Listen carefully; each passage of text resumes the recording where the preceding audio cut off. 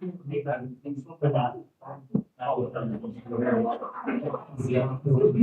heard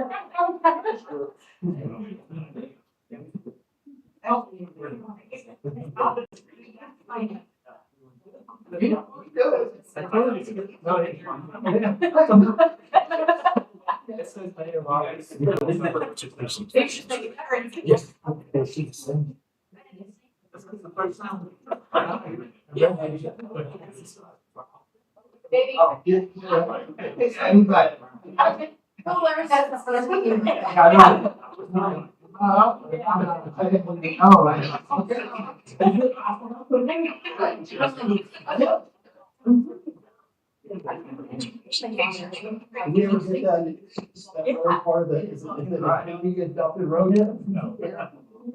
Still working on that. I think we can substitute Miranda and then Mayor Robert for the next one. Well, Brain. That's not my contract. Wow. We have. Wow. It's expired. Tony, are you about ready? And yes. Okay, y'all ready? All right. Here we go. I call this special session of the Lovington City Commission to order. Ms. Shannon, roll call. Mayor Roberts, Here. Commissioner Ramon, Here. Commissioner Rodriguez, here. Commissioner White, here, Commissioner Perry. Here by telephone. Okay, thank you. All right. You'll join me in our invocation. Father God, we just thank you for a beautiful day that you're providing. We just thank you for this community that we live in. We ask that you continue to bless this community. Today, Father, I just ask that you impart your wisdom and your knowledge to us, and you direct us as only you can. And Father, we know that all of this is towards your action and your plan for our community. And we just ask that we are able to receive what you want us to do and what we can do to help our community. Father, I ask that you be with each one here that has traveled, give them safe travels home, that you'll be with our responders today in any emergency or any situation they may come to. Father, again, we thank you for continuing to bless us. Through Jesus Christ's name we pray. Amen. Can you join me in the pledge? Pledge allegiance to the flag of the United States of America and to the republic which stands one nation under God, indivisible, with liberty and justice. I salute the flag of the state of New Mexico, to be a symbol of perfect friendship among united cultures. May be seated. All right.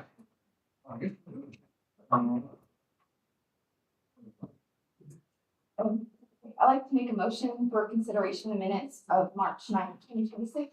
Second. Yeah, much to say for the adoption of the minutes. I didn't look at them, so I don't have any. Okay. Any corrections? Any further discussion? Yeah. Commissioner Rodriguez. Yes. Commissioner White, Yes. Mayor Roberts, Yes. Commissioner Perry, Yes. Commissioner Ramon. Yes. Get us technologically up to date.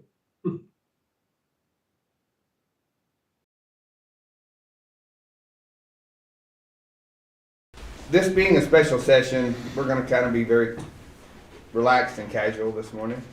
I would like to recognize, really, we're probably just going to go around and let everybody know who's here. Obviously, the ones, everybody that's local knows everyone, but for the sake of everyone that is here from out of town, the press, Denise, I don't know what your new name is, so. Still Marcus. Oh, okay, all right, sorry. Started to say that, and I'm like, oh, no. And then with Hobbs News Sun, what is Yes. it? Hobbs News Sun, and then Ruth is with the Lovington Daily Leader. Anyway, and then y'all can stand up, tell you who you are, and we'll do this very, very quickly. Start over here. I'll start. Okay. Jeremy Baker with Courier Services. Our office is here in between Hobbs and Lovington. Yeah. My name is Daniel John Cox. I'm with Young's Homes, Hobbs, New Mexico. I'm Levi Whitley. I'm the president and owner of Young's Homes in Hobbs, New Mexico. Jared Foster, I'm with Randy Pettigrew, I'm his constituent. Randy Pettigrew, state representative for Lovington and Hobbs, and principal engineer with Pettigrew and Associates. Evelyn Joaquin, Lovington EDC. Dean Kimbrough, Lee County Commissioner, District 1. Betty Price. Planning and zoning. Planning and zoning board. Yes. David Reed with the JF Maddox Foundation. Colin Kruger with Enriched Communities. Richard Ashton with Enriched Community. Brian Cooper with Lovington Planning and Zoning.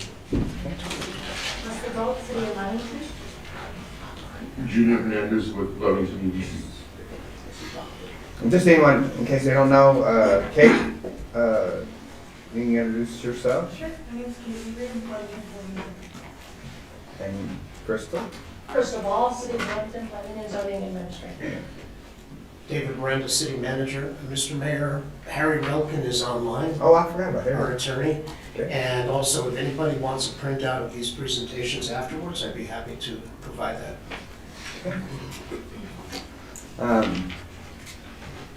Shannon, you want to just tell what you are? I'm Shannon Lester, I'm the city clerk.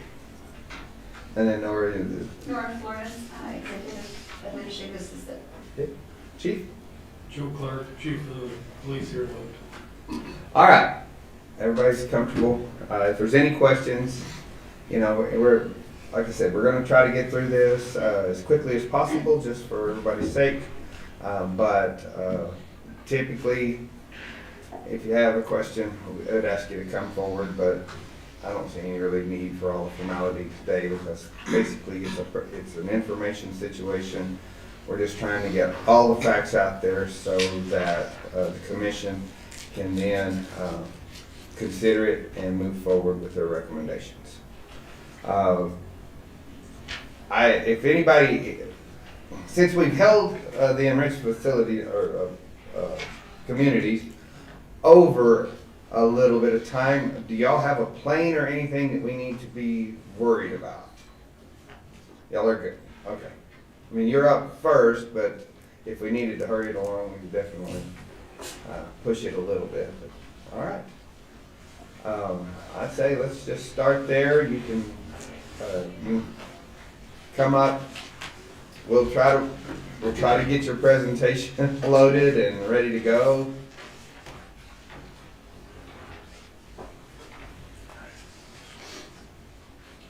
Well, thank you everyone for allowing us to come here. As we stated, I'm Richard Ashton, Colin Kruger with Enriched Communities. We are workforce housing developers. We've developed some other properties in southeastern New Mexico and have really seen the opportunity here to expand and continue delivering workforce housing. I was touring one of our properties yesterday in Artesia, and some of the things of the people that live at the development that desperately need housing are within retail, service sector, the general hospital. There's people that provide services there that they really need housing. And in Lovington, same type of situation where there's a tremendous need for the workforce here with what you have going on with the hospital and with you know, having housing for the retail and community services, people that are in the community. That's something that's a quality, nice development. This development that we're proposing is 150 units, which is a good scalable size for us to do. This is in partnership with Housing New Mexico, MFA.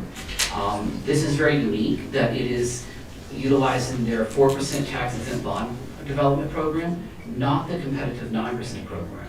So there's two ways to develop workforce housing in New Mexico.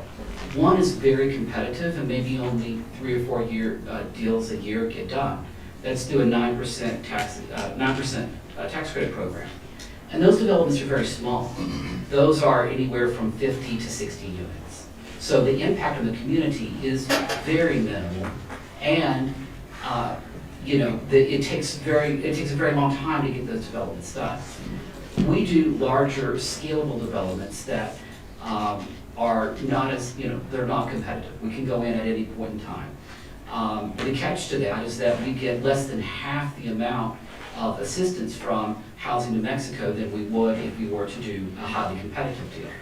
So these developments come together with community partnerships. We're very, very thankful to have Maddox Foundation to support this development. Really, without them, there's no way that this development could proceed. And also with some participation through the county. And we're here today to kind of go through our request for the city, which is the final piece of our capital stack to get this development done. This is at least a $37 million investment in the city.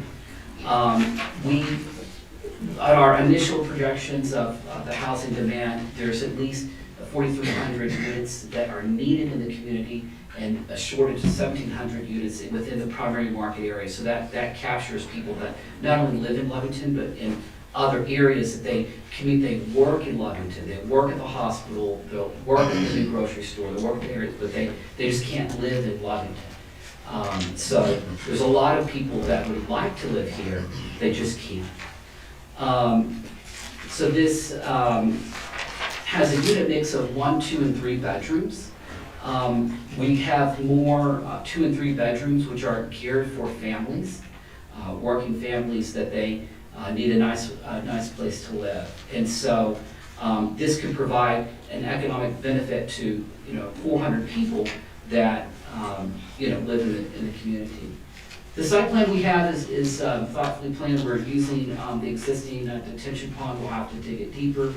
This is a traditional 3-story garden-style walk-up with some green space and amenities. We have a nice clubhouse. We'll probably have like a splash pad, and then picnic tables and grills and covered areas and playground. So it really will be a nice community space for people to come and enjoy. One of the other things that is the nice things about the partnership with Housing New Mexico is our inspections and quality standards that we must adhere to. So unlike market rate developers that are completely unregulated, they can do whatever they want. So they can sell, they can flip, they don't have to repair a property, they don't have to maintain it, they can pull all the money out of the property. When we enter into a highly regulated program that the state is regulating, and we have other LURAs and investors that they regulate us, they want to make sure that we're providing community programs to the residents. They want to see that we're providing specific after-school programs for the children, to bring them into our large community center to do sports programs, to do after-school programs, homework health programs. They want to see that we're doing health programs. They're wanting to see that we're doing career workforce readiness programs and budgeting things. All of that has to happen in order for this development to be successful. And that's a commitment that we make to Housing New Mexico that they oversee. Every year they come and they make sure, are you providing services to the community? Are you having an impact? They'll walk units, they'll inspect units, they'll look at the interiors. Are you keeping it up? And they force us to. And we as good stewards and good developers will make sure that the properties are maintained and we provide the services that we promise. And the enforcement mechanism that is there is a land use restriction agreement that is filed by Housing New Mexico, that in the event that anyone doesn't, then Housing New Mexico, they'll come. For instance, if the building needs paint, and they tell us, hey, you need to take care of the property, and we don't, the state comes out, they paint it, and they send us the bill, and they make sure that it gets paid for. So that's really nice. We like that because it's a great mechanism that maintains high standards for developments like this, and we are long-term developers and investors in these communities. We have a minimum hold period of 15 years, but we really look longer than that, because in 15 years, we'll do an acquisition renovation, really uplift the property, because at that point, you'll need new things in the property. So do you want to take questions during, or do you want to wait till the end? Yeah. It doesn't matter. Yeah, it doesn't matter. Yeah. So is any question, please stop me, because Okay. How long is the the restrictive, in other words, how long do you have to meet? Is it 15 years? I mean, you kind of alluded to that. Oh, that's a great question. So, there's two parts. Really, our whole period, we must hold these properties for 15 years for the tax credit compliance. But there's something that's called the land use restriction agreement that the key components in that are the affordable rents, the rent caps that are in there, and the quality control of the programs and the maintenance. That runs for 40 years. 40. So for 40 years, the state's going to do an inspection Yes. on this property and allow whoever is in control at that time to do, perform the repairs, or they will come in and perform the repairs and then do some sort of an assessment on the. Right. Okay, thank you. That was a point that I wasn't sure of. Good morning. I had a question. In your first proposal you had sent to the Lovington EDC, there was a clause in there that gave you the right as enchanted properties to raise rent for the next 10 years at 4% based on HUD approved, at a HUD approved rate. Can you explain that to me? And the reason I'm asking is when we first seen your proposal, our due diligence board was hung up on that, and the fact of very soon, within like the next 4 years, there would be people possibly priced out of your apartments. On top of that, we didn't see how that would benefit the community. It would sure benefit a lot of landlords, but possibly not the community when we drive up rent. Would you elaborate on any information you have on that? So that's a really good question about how the rents work. Is that they're regulated by HUD and Housing New Mexico. So we're going to have income average rents. We'll have higher income rents that are probably at the 70% AMI and lower income rents that are at the 30%, and everything in between 50 and 60. And so every year, inflation guidance comes out from HUD that allows you to increase rents as operating expenses go up, property insurance or payroll or maintenance and things like that go up. So it adjusts really, for the incomes in the area of inflation. HUD does a study based county by county. So Lee County's rents may go up, say like 3% or something. But Eddy County's rents may go up 7 or 8%. So it's a county by county study that HUD does. And when those rents come out that we can increase the rents, there's always an overriding rule that no individual could ever pay more than 30% of their income in rent, always. So that maintains, so there's a permanent affordability that no more than 30% of the rent can go in there. So here's something that could happen is that the legal maximum on the rent could go up, say 4%, right? But you've got a resident that if you increase the rent by 4%, they're going to be 30% over, so their rent will be too high, so you can't do that. So, but it would allow that if you have a vacancy, that someone moves out and someone comes in, and you've got a higher income individual, that you could allow that new rent there. Well, so the mechanism attached to everything that you talked about now doesn't really, I'm kind of hung up on how it's affordable. So it's affordable to a point, and then you're out. So it's always, and here's the other thing too, is there's permanent affordability. Well, permanent as far as in this 40-year rule, right? And everyone has to income qualify, and everyone has to, they can pay no more than 30% of their rent. And so one of the things that we can do too is run what's called a public benefit analysis. We have, there's financial advisors like Stiefel, with First Southwest, they got bought out by Hilltop. And there's firms that, what they'll do is they'll run what the market rate and the rents are and quantify what those numbers are of what the true rent savings are over a 15-year period. That's about as long as they can project. Do you anticipate a high turnover in occupants? It depends. There is turnover, but a lot of times in developments like these, you have people that stay a while. Because what ends up happening is, because the overriding mechanism is that no more than 30% of your income goes to rent. So then the goal is through budgeting programs and things that we do with the residents, is our goal is we do want people to move out and become homeowners. So they're saving, they're able to save up their money to be able to become a homeowner. And then the next person that is in a life situation, or they, are just getting started, they can move in. Their rent is capped at no more than 30% of their rent. And, our rent levels go from as low as, like maybe $700 to like $1,300. So it's a wide range because there is a wide income band in Lovington, and we don't want to be so narrow that we only attract just people that are at the extremely very low income. We want extremely very low income, we want moderate income, and then some people that are at the 70% A line, which their income is higher too. And all of that is blended together, but even the people that are at the 70% AMI, they probably wouldn't be able to afford to buy a house. So if their rent is capped at 30% of their income, they can start to save money so that way they can buy a home and let the next person in.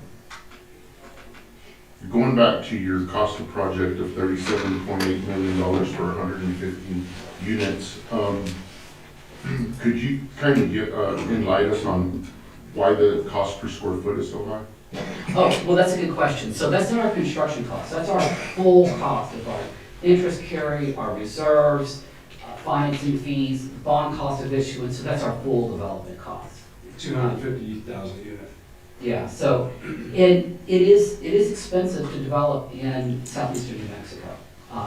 It's less than it is in Ruidoso. We're building in Ruidoso. It's very expensive there because it's just hard to get contractors there. But one of the things that drives up cost here is oil field. We try to use as many local contractors as we can. We run into two problems. A lot of local contractors can't scale to do a development that's this size. So what we'll do is we'll cut it up. We'll say, we've got 4 buildings. We'll say, okay, ABC contractor, you take building 1.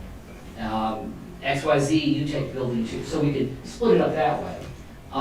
And so that way we don't run into capacity issues because there may be some contractors that just can't take on the whole job. But the other part is that, and I ran into this in Artesia, I couldn't get a trucker to save my life. We had a bust in our survey. We had to bring in a significant amount of dirt. And I literally drove out. I spent a week and I drove all through these back roads, and I just would go to like a home and I'd see a tractor truck and I'd knock on the door, and I found a guy and said, hey, we'll pay you we'll even bring an end up. We have these extra end ups in Dallas, but we need someone to haul and bring in some fill and bring in some dirt. Guys, look, I work in the oil field. I get my rate in the oil field. I stay here. It's like, we'll pay you daily. We'll pay you. What does it take? And then, some of the rates that we were getting are just astronomical because the oil field drives up the cost so high. So that is one of the things that, we have to factor into cost. So just kind of a reference, Enchanted Communities come through Lovington's Economic Development Office a year ago. Yeah, 20 years. And, so our due diligence board reviewed their package and really felt like there was nothing that we could do other than we have a housing program, an active housing program, and it was a incentive by unit. So Evelyn pushed Maddox Foundation's information over to them, and I think that's how those conversations started. Our concern is bringing in a development that's going to pump the rental base up, right? You've done a lot of explaining on how much per salary, but when you start getting up to the $1,300 range, and you look at compounded interest over 5 or 7 or 10 years of 4%, I mean, rate gets really high, and that's for an apartment. So what is that gonna, what we wanna do is view this as a community decision on what it's gonna do to homes. You know, we have an apartment that went to $1,700, $1,800 a month. What is this gonna do to an average home? What is this gonna do to an average, 3-bedroom, 1,800 square foot home? I think, So the bulk of our rents are actually probably anywhere from 900 to like 1,100, you know, right in today's terms, right? yeah, and I And so understand that. we'll have some larger- We have an apartment complex today, or 2 months ago, that was $900, and that has nothing to do with affordable living or affordable housing. And that's the bulk, and then when you get into the 30% rents, those are 463 to 642. So 642 gets you a 3-bedroom at a 30% AMI.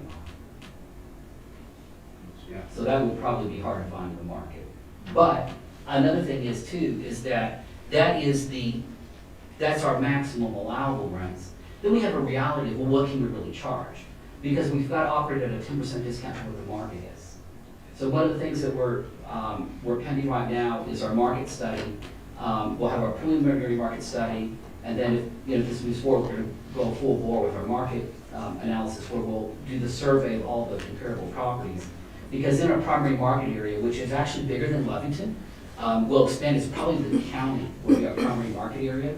So with any rental properties in the county, what the average of that is, we need to be at a 10% discount than what the market is. Because otherwise there's no affordability. That's all I have. We have to average 60% of the average median income, which is truly affordable. So just to give you what those numbers are, 60%, a 1-bedroom is $920. A 3-bedroom is, 2-bedroom is $1,100, and a 3-bedroom is $1,200. That is what it is to, Today. I'm sorry. That would be the consumer's portion would be the 900 and something? Well, yeah, oh, and also, another thing that's important to note that's different, affordable from market rate, is that that's all in, all bills paid. Oh. So, that's the total, that's water, sewer, electric, everything. So, when you get to market rate, they have to pay for. So the information that you're talking about now, we can receive a copy today? Yeah. Okay. Yeah, those are published rates. Yeah, so, when we received, first time we received that, we didn't receive anything that showed 60% of the actual rent. Well, what we can do is we can give you our rent schedule. Okay. That shows you what the 30%, what the 50%, what the 60%, what all the rents are. And right now, we do have 70% AMI rents, thinking that we don't want to turn away a higher income person, but we have to average to 60. So our unit mix and income set aside is not 100% final until we do our final market study. So we may find out that, well, because of other market rate product that we don't want to go and have competition with, we need to do more 30% and 50%. So we'll have to take the market supply into consideration to make sure that we don't have an oversaturation problem. And so we get where we are at today, but it is subject to change based off of what that market study is. And then when we get that, we'll provide the city a copy of the market study and our updated rent schedule that shows how we want to fill the missing void. The whole goal is what is the missing void? Where's the housing problem? And then we can solve it. So right now, we're just estimating that there's a housing problem at the top end of the spectrum and at the bottom end of the spectrum, and then go up the middle. That's just our raw estimate. But once we get the study back, if the housing problem is at the lower end of the spectrum, we'll have to focus more there. If it's at all rungs of the income brackets, then we'll have to focus there. In general, it's good to have a public benefit across the board, instead of the narrow little slivers and sectors. But we will have to take into consideration that if the study is that if you have within a narrow, just an overwhelming demand there, then we'll have to look at, well, how can we address that? Mr. Pettigrew, did you have a question? Yes, Mayor, thank you. My first question at the beginning of the presentation, I wasn't able to hear everything you said. Will you please explain again who all the players are with respect to helping put this funding together and this project together? Sure. So, through Housing New Mexico, we have a tax exempt bond program that attracts private investors. So we'll have either a bank or a hedge fund that will buy the tax exempt bonds. And then there are tax credits that come through Housing New Mexico that also attracts private investment into the development. That those are oil companies, auto companies, Amazon, Google, they invest in and buy those tax credits. And then we get to what our soft funds are, which from the Maddox Foundation is the largest and catalyst to help with the soft funding that we have. And then through the county, there's assistance there, and then the request that we'll have in for the from the EDC. We didn't, okay, I'm with the county, and only thing I've ever heard was that it got brought to us. I've never been approached or anything about it. So Yeah, I do know there's no commitment from the county. There's been no Okay. commitment from the county. Yeah. So, yeah, I want to make that clear. Not yet. We have not been approached about it. So Mayor, my first question is, who are y'all dealing with Housing New Mexico? So Housing New Mexico, we haven't applied yet. We need to get kind of an understanding of what we would do to apply. And then that goes through Jenny Redondo and Izzy Hernandez that at Housing New Mexico. Yeah. Mayor, there's about half a dozen different ways that we can put together funding for this. And the tax credits are minimally beneficial that we're mentioning right now through Housing New Mexico. This needs to be a different conversation if you want state funding, because the focus on this was affordable and affordable housing. You're talking about several different spectrums across that. There's $500 million in state funding out there right now. When you look at it from a multitude of different ones, and then you can focus on that and then determine what are the best tax credits for the community. We do apply for the housing trust funds and home funds as part of our package typically. And state tax credits, housing trust fund, New Mexico Housing Trust Fund, and home funds. Now, all those are managed through the MFA, and then we potentially would look at the opportunity enterprise fund that's managed by, I think it's the Mortgage Finance Authority. Yeah. So through an MFA, through mortgage finance, there's also funding sources through Workforce Solutions and several other places. Which Workforce Solutions is the one that's managing the lion's share of the money. So I think that there's, I'm going to sit down and talk with Evelyn and Junior about the whole project as a whole, and then I'll sit down with a couple of the department secretaries and figure out what solutions are out there that are best suited for this. It would be great, yeah. We would love, because then that could kind of simplify things and make this work. Yeah, and we have reached out to Workforce Housing Solutions. Randy, they are going to go through some sort of RFP type process. Randy, I'm curious. I spoke with Sarita there, and she said that the state was capping their affordable housing projects at $2 million. So we were trying to cobble together enough funding to have that $2 million gap to do, and they wanted to be the in finance. They wanted to be the last piece in it. Is there more? Yeah, there's some other options, and I don't understand why Secretary Nair would do that. But those are conversations that I'm definitely going to open up today. Cool. Just to say, we do have most of this capital stack kind of planned out, so we do feel confident in executing based on where we are today. Right, and I think that if you look at, in the capitals, like, of the 37 million, the tax credit portion is 14.7. The tax exempt bond is 8.4, 8.8. National Housing Trust is $1.1 million. State tax credits are $820,000. The home loans $1 million. New Mexico Housing Trust is $2 million. And then we get into the soft funds where we've got the 3.5 from Maddox. So, and the numbers that you're reading Secretary Nair and NMFA have that, all those numbers? We haven't Everything, submitted because we need to, we would like to submit. And actually, if we can kind of get a general consensus, what I would like to do is we need to do a pre-application to MFA. So today we could file a notice of intent to file that we're moving forward. Even if there are still some things pending that, you know, with that final last piece of funding, and just let them know that, hey, our final last piece of funding is pending, but we're like 85% there, right? And that way we can get in line with the pre-application, and then that may make the conversations when you have, you know, with MFA and workforce housing, that there's an actual live application there. So that is something that we have the ability to do and could do today. So, and that's a decision the commission makes with respect to that, and with the EDC. I mean, if everything from the commission standpoint and the EDC standpoint, the county standpoint, Maddox Foundation, everybody's on board with this project, then I can be the guy that knocks on the doors to close it out. You haven't ever exactly laid out what you're wanting the city of Lovington to do for you. You've talked to everyone else, and you've come to us several times and tickled us, but you haven't ever said, we need this exactly. So we don't even know why we're here, really.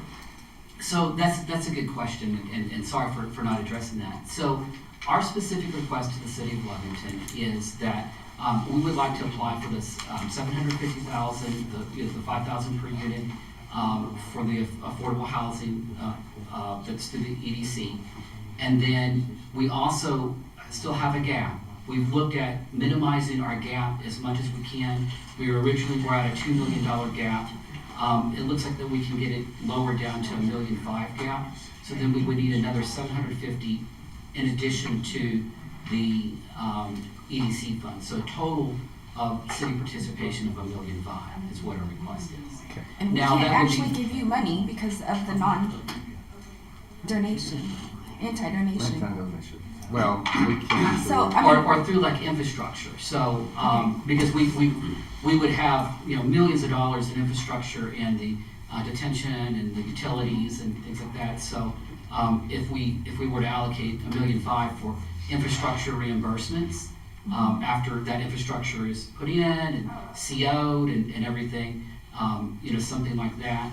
And then now that there's potentially other options there, you know, if we're so close to this, we really want to get moving forward because we have all of the other items in place, you know, as far as we're grateful and appreciative of the city having the property and putting into the. and how into does the that play development. into your cost, the property that you're wanting? We're proposing a ground lease structure. But I mean, is that part of your $1.5 million that you're lacking? No, Or no. that's outside of that? Yes. Yeah. And the city will get compensated over time through that process, actually probably more than any donation that we get as part of the capital stack. We pay back through the ground lease structure. Okay, since we don't do this, how do we get, because my question ultimately is kind of going to be what Commissioner White is asking is, we've got several more parts to talk about, but on the ground lease, since we brought it up and we have not specifically talked about it, especially as a commission, how does a ground lease work for the city? And you say we're getting paid back. How are we getting paid back? So in general, how it works is that the city would maintain, they would maintain the ownership of the property. You could enter into whatever kind of, we're gonna have a LURA agreement with Housing New Mexico. You can put some items into the LURA as far as in if there are, if there's affordability concerns, if there's whatever kind of concerns that you have, you can wrap up into a LURA of a commitment that must be maintained for the property. And then the financial aspect of that is that the surplus cash flow, there's a percentage of the surplus cash flow that's shared with the city for the life of the development. So, you know, when you add that up over time, it's a significant impact. Okay. Harry, are you still online?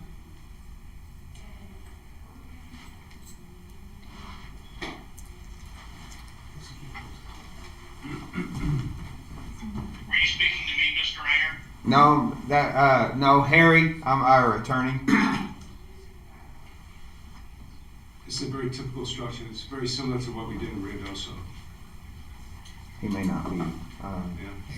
I know he's versed, and I just Yeah. want the commission to know. While we're waiting, and it may be on our end, maybe on his, but one of the questions that I had, because you receive state money, do you have to go under basically sliding scale on your construction? I mean, anything, Wages. I don't know, sliding scale wages. Prevailing wages. Yes, prevailing wage. So there are requirements through MFA for prevailing wages, and then also, because we have the National Housing Trust Funds, we also have a BABA requirement, which is the Build America, Buy America requirement. So all products must be American-made products. So that's a cost. There's where another part of the cost is sourcing some of these American-made products. Well, and that's the reason I'm asking, because if you have to go under prevailing wage, then $250 a foot or whatever was, or $250,000 per unit. I'm sorry, is what it's going to cost you. Yeah, and that's our all-in cost. Right, including our bond cost of issuance, the legal fees. The legal fees to the city, any fees that the city were to incur would be baked into the development. So, yeah, that would be That hard cost number is more like $180,000 per unit. Right. Okay. Now, is he not okay? But Commissioner White, did I answer your question? Because you had a very good question about our specific ask, and Yeah. did it. Yeah, we'll just have to get with the attorneys on how we can help you on the property. But as we're far as cost and everything. And we're open to ways that could be done. Mm-hmm. And in addition, we can submit our application for that 750 piece. We know that we still have a gap, but if there's potential for other doors to knock on and other ways for this to come in, I mean, really at the end of the day, we'll figure out a way to make this happen and make it work. $750,000 on a $37 million development is that's. Yes. There's a way. It's to make achievable. There's I'm a way to also make looking it at happen. a $750,000 lift station I've got to buy to help. Right. do all Yeah. this. So if there's it's state funding, and then if there's ways that even on our end of more levers that we can pull, some things that can change that can benefit is interest rates. If interest rates go down, the 10-year is elevated right now, but it's just an anomaly. By the time that we get ready to close, if we can get this moving, and if rates come down, then there's some help. So, I feel that we're so close that we're comfortable enough to take risk. We're comfortable enough to go, hey, let's start our first process. Let's get a live application in. We won't have anything finalized. There's still things that a lot of legal that needs to be done, a lot of work that we're gonna have to, come back here and, work through some things once we have our rent schedules. We want to make sure that the city and everyone involved has that, and let's work through those and see, is everyone comfortable? And so there's going to be a lot of fine tuning, but we would love to get that process started now, because we have a bond investor that's interested in purchasing the bonds, and we have a tax credit investor that's willing to come in for the tax credits. The market is very challenging right now, so I'm almost like, it's kind of like you're fishing. We've got one on the hook, let's snag it, let's start reeling it in, because we know that if we've got those pieces, and that right there alone is like, is over 50% of the funds that are needed. So then all of these other layers that will come in, they'll start to come in, and the markets could change, it could adjust, and then at the end of the day, we don't want to walk from a deal that if we're that close to that, we need to figure out a way to make that work. And it's encouraging to hear that there's potential for synergies of working with everyone and working at different levels to figure out how can we get the funding needed to make this development happen. Richard, do you have numbers on what the GRT generation will be for the city of Lovington just based on $38 million construction? So I don't. And another Probably option. a couple million at least. Yeah. Okay, I want to add to that though also, David. Thank you. That was one of my questions.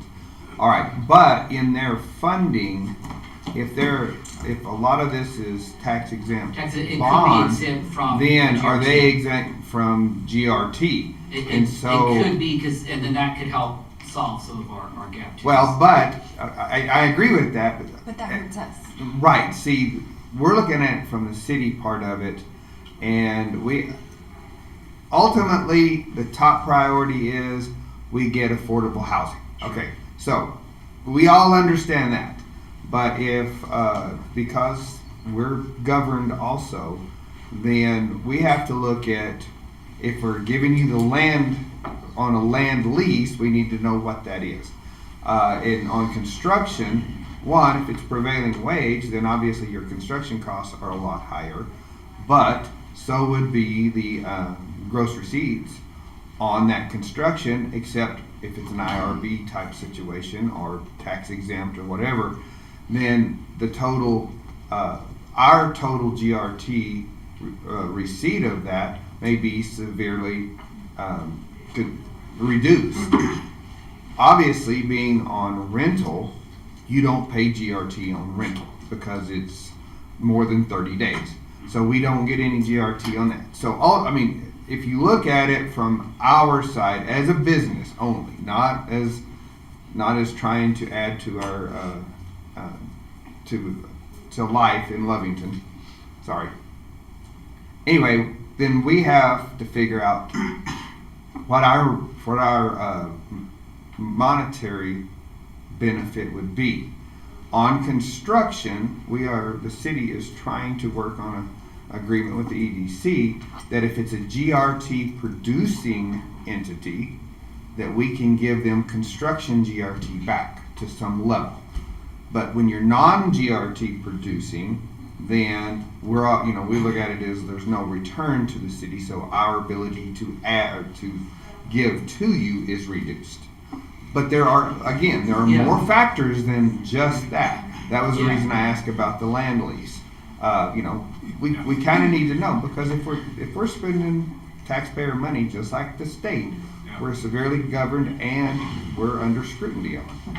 So we have to figure out with Harry's help and the EDC's help how we can do that and keep us out of hot water also. Exactly, and so within the constraints of the programs that we have and everything, there's lots of flexibilities, right? So since we haven't filed and our first step is just a preliminary notice MFA that we want to move forward on something, then the GRT thing, that's something that one of the things that we'll need to fine tune is how is that going to work, how is that going to flow, and I'm sure that there's going to be a lot of other things like that, but there's lots. We have lots of flexibility. My question is, in trying to figure out the GRT impact to the city, do we base it off, I think you mentioned a $17 million hard construction cost? No, I would say I would use 27. 27, not 37. Yeah. Okay. That would be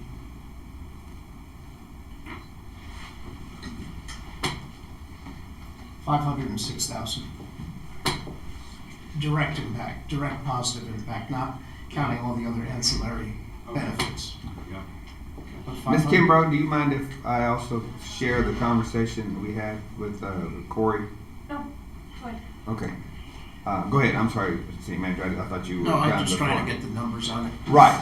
Okay. I had a conversation with Ms. Kimbrough and our county manager, and he had gotten the numbers on a similar project, which is what he kind of based his original contribution possibility to you guys. And in conversation, because I reached out to Ms. Kimbrough after we met, and I said, okay, the county's willing to throw 1.5 million. And she said, I know nothing about it. So I had a meeting with Ms. Kimbrough and myself and Corey Manager. Corey, the county manager. I'll get there in a minute. Sorry. And he said that he evaluated that 1.5 million would be the maximum that the local governmental entities would be able to receive based on an 18 or 15, I don't remember what he said on that. So that was when I kind of knew that the 1.5 that in a discussion that we had didn't come from just the county. He was looking at it for the total area. And so that was when I said, hey, let's get this all out, because now, just like we get to sit up here twice a month and we get to hear all, everybody's concerns, we need the actual concerns to be out there. We've got to have them. One, we've got to have the answers so that we can say, okay, we can structure a deal. Harry can structure a deal. And we're trying, as I told you then, I need everybody here involved. We can talk about it, we can come up with it. We've got to have all of these numbers so we can do an evaluation before we can, the EDC, what they have told you and committed to up to this point is not a problem, because that was county funding that we agreed to towards housing. So that part is never in peril. It's the city's part where we have to add in money, that we have to be very sure that that it's not anti-donation, that it is, one, there's value back to the city, whether it's monetary, whether it's just affordable housing, whatever positive there is, and we have to weigh that and be able to effectively just not be sued over. I mean, that's what it comes down to. Well, and I think maybe one of the follow-up things that would be useful that we can get is a public benefit analysis by a third party. Right. That they'll run and see, what is the value of the, payments from the ground lease? What is the value of the affordable rents over the period? So that way you can see what is the true public benefit, and have that study done. So we can begin commissioning that, so that way some real numbers can be put in front of you. Okay, Mr. Reed. I want to kind of clear the air a little bit, let you guys know how this is processed from our perspective. Mostly so that everyone knows like the level of respect, especially these two, but also the foundation has had for everyone. When this project started happening, whenever they got sent over to the foundation, we started having conversations, knowing that there was a lot of money that had to be piecemealed together. We thought, well, let's go to the county. They're rich. Let's the county. Well, if we're going to go to the county, then we probably need to go to the city and see what they can do. And then we thought, well, if we want to go to the city, we should probably go to the state, make sure the state knows that this is happening, and find the money there. And all of that, we started saying from the foundation perspective, we can't have any of those conversations until the foundation's ready to put some money into this. And so I had to go through the process, do all the research, all of that good stuff, make a recommendation to my board, and we approved $3.5 million to go towards this project. Even then, we kept that to ourselves because we didn't want to sway the city of Lovington. You guys were looking at an RFP. We wanted to make sure that you knew all the details that you wanted to have without us coming in and swaying you. So we kept quiet on that until you guys made the decision and award your RFP. Now, with that, we still had some missing pieces. We thought, of course, we'll go to the county and ask for this funding. When we went to the county,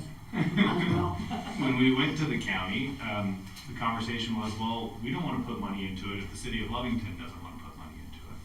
So we backed off from the county and we started having conversations with the city. And then with the city, we understand all the decisions you guys have to make, that this is a tricky endeavor. But we also know that the state has mentioned several times that affordable housing is their priority. When we talked to the state, they said, well, we want to be last dollars in, and we cap out at $2 million. So we had to piecemeal everything else together before we could come back and start all over. So you have the foundation's commitment, $3.5 million. We're excited about that. And we think this is a great project to invest in. At the end of the day, 150 units on 15 acres, good luck. If you're in southeastern Mexico, that's hard to build, and that's a lot of money it's going to take to make that happen. But we're happy to be a part of that. The rest of that, just know, we haven't gone to the county because we haven't had a decision from the city. And we haven't had a decision from the city because we had to make sure we had all the other funding partners that were at least willing to talk to us. before we could put a request in front of you. And I say we in the royal sense, because the JF Maddox Foundation is not partners with this group by any means, but we are partners with this community. And we do want to have some affordable housing so that we can do things like expand our grocery stores here and have a lot more people live here and work here and do those types of things. But at the end of the day, rest assured, the foundation, we are super critical on all of this stuff, on all of the questions. We work with a lot of different groups, and these guys, I'm sure they'll give me compliments, but behind closed doors, they'll also tell you I'm a pain in the ass to work with because I ask too many questions. We are here to work with you, and we want to continue to push. And please know nothing but respect for all of the partners, City of Lovington, County, State, and everything in between as we approach this nice and slowly.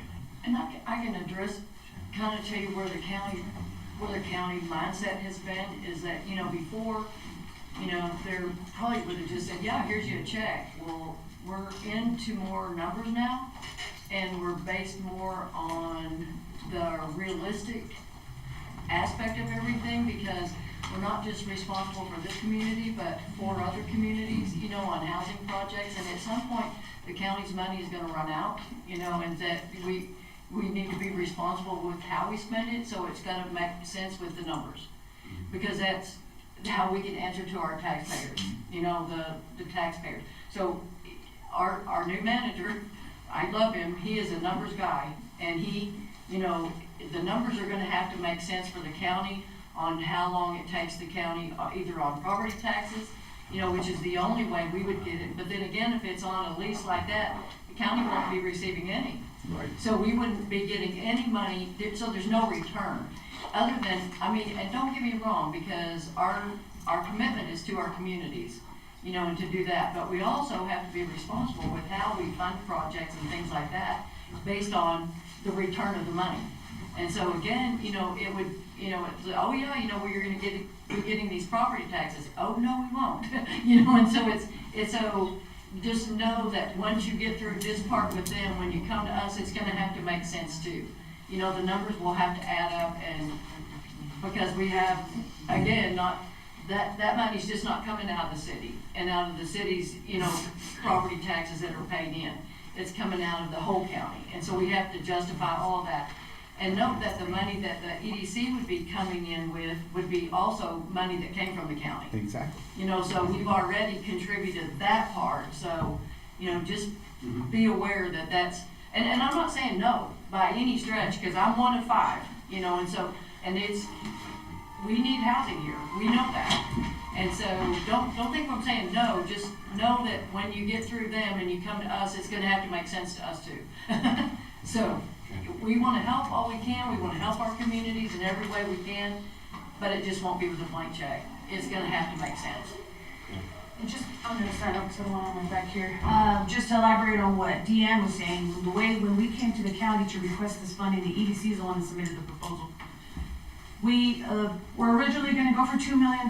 They said, hey, we have a little bit of money, so we actually went for more. So we went for $4.5 million.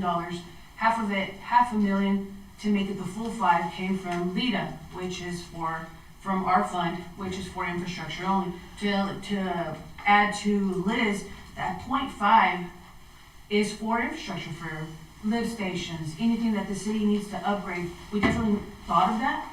And so we have $5 million, we have committed none. We haven't received we have an application process. Everything goes through a due diligence committee. Whenever you're ready for that, I sent over the RFP that was originally approved, and you would just have to go through that process and let them go through and approve you for that. I also have, for the new commissioners, I know everything's all new, and so I have a packet for you that shows, you know, the proposal that was submitted, what was all given to the county when the money was awarded, and then it gives you a list of all the housing committee members that will be making the decisions on how to disperse that money. So, but I'll hand it to you so you guys can have that for your records, because I know you guys have been blind for a long time, so.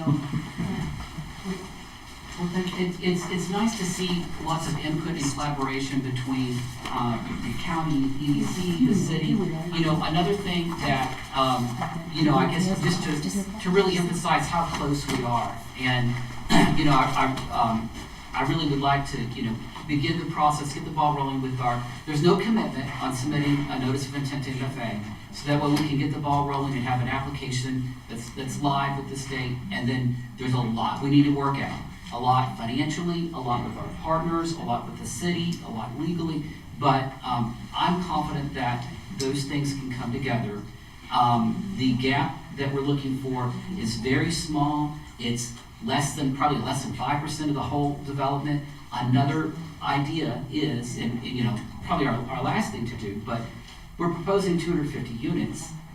150 units, but we could always look at, well, what if we just remove 8 units or 6 units, and if we're so close to it, just by scaling, we wouldn't chop it, drastically, but then we've got everything, together. So there's flexibility in lots of different areas, and that's if, now if rates come down, we don't need to cut our unit count. Let's deliver what, we were originally projected. So there's lots of flexibility, and, we're so close to this that, and we're appreciative of all the partners, of all the collaboration.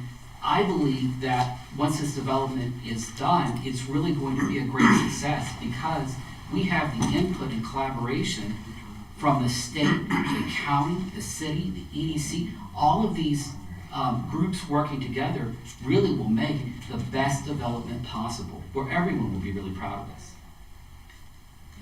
And that's what we're trying to do. That's the reason I told you we got to get everybody together, because yes, I've had conversations with everybody that's in here, and nobody is against it. We see the value of affordable housing in Lovington.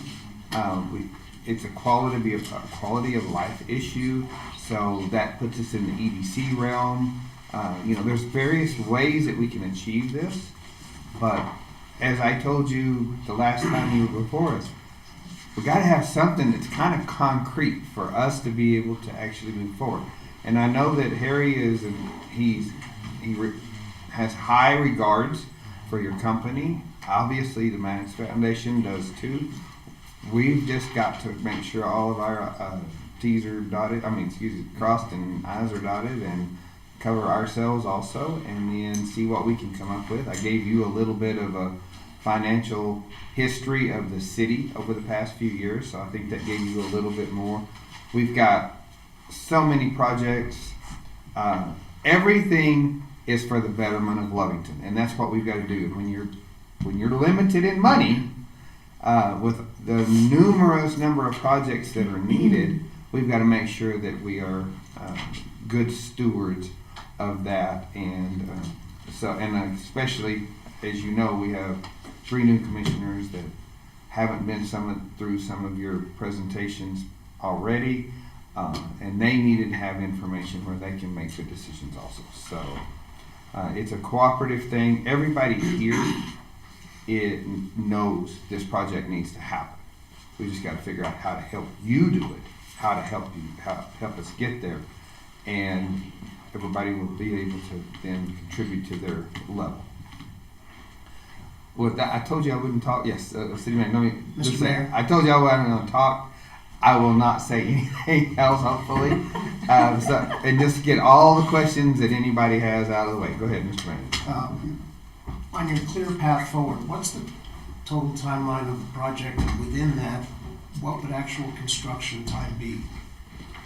Okay, so what I'm proposing is that since we have the selection of the RFP, we could probably very easily today file our notice of intent to MFA to get the ball rolling with them. So if we do that today, the other deliverable that I feel that we need to get to you is that we need to order a public benefit analysis and get that in front of the city, the county, everyone to see clearly what is the financial benefit of what we're doing. So that way things can be refined. I think that there will probably be more questions, and encourage them and welcome them. So please don't see that this is the only opportunity. Please reach out to us with any kind of questions that you've got at any time. We'll come back here. We could hop on the phone on a Teams about anything that we need to. We want to know what the questions are because we want everyone comfortable with this development. So we'll probably I'm thinking that fleshing out a lot of these things could be 30 to 45 days.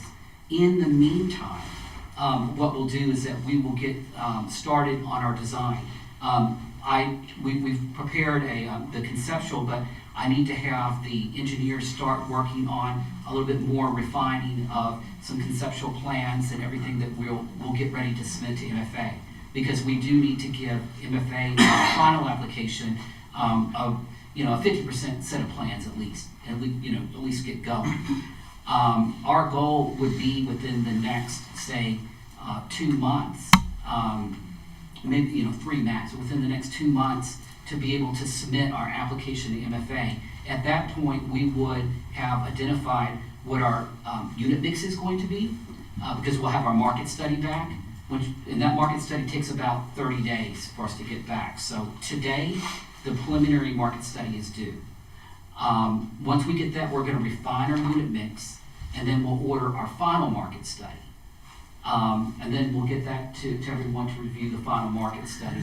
We need that to submit to our MFA package. So that's why that's that 2 to 3 month timeline to submit, to MFA, depending on when the market study comes in. And if there's any comments that we need to address in that to make some fine-tuned changes.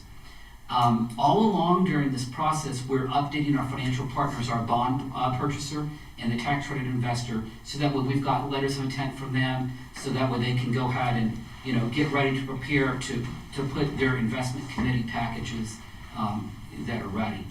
Then once we file from MFA, I would say that it's probably anywhere from 4 to 6 months for Housing New Mexico to finalize their underwriting and deliver an award. From that moment, once we have the award delivered, it takes us 30 days to close. It's the legal process, because then at that point, once we'll have all approvals in hand. We'll have the MFA commitment letters. We'll have all of the, from all of our partners, from Maddox Foundation, we'll find a letter from them, whatever we have from the EDC.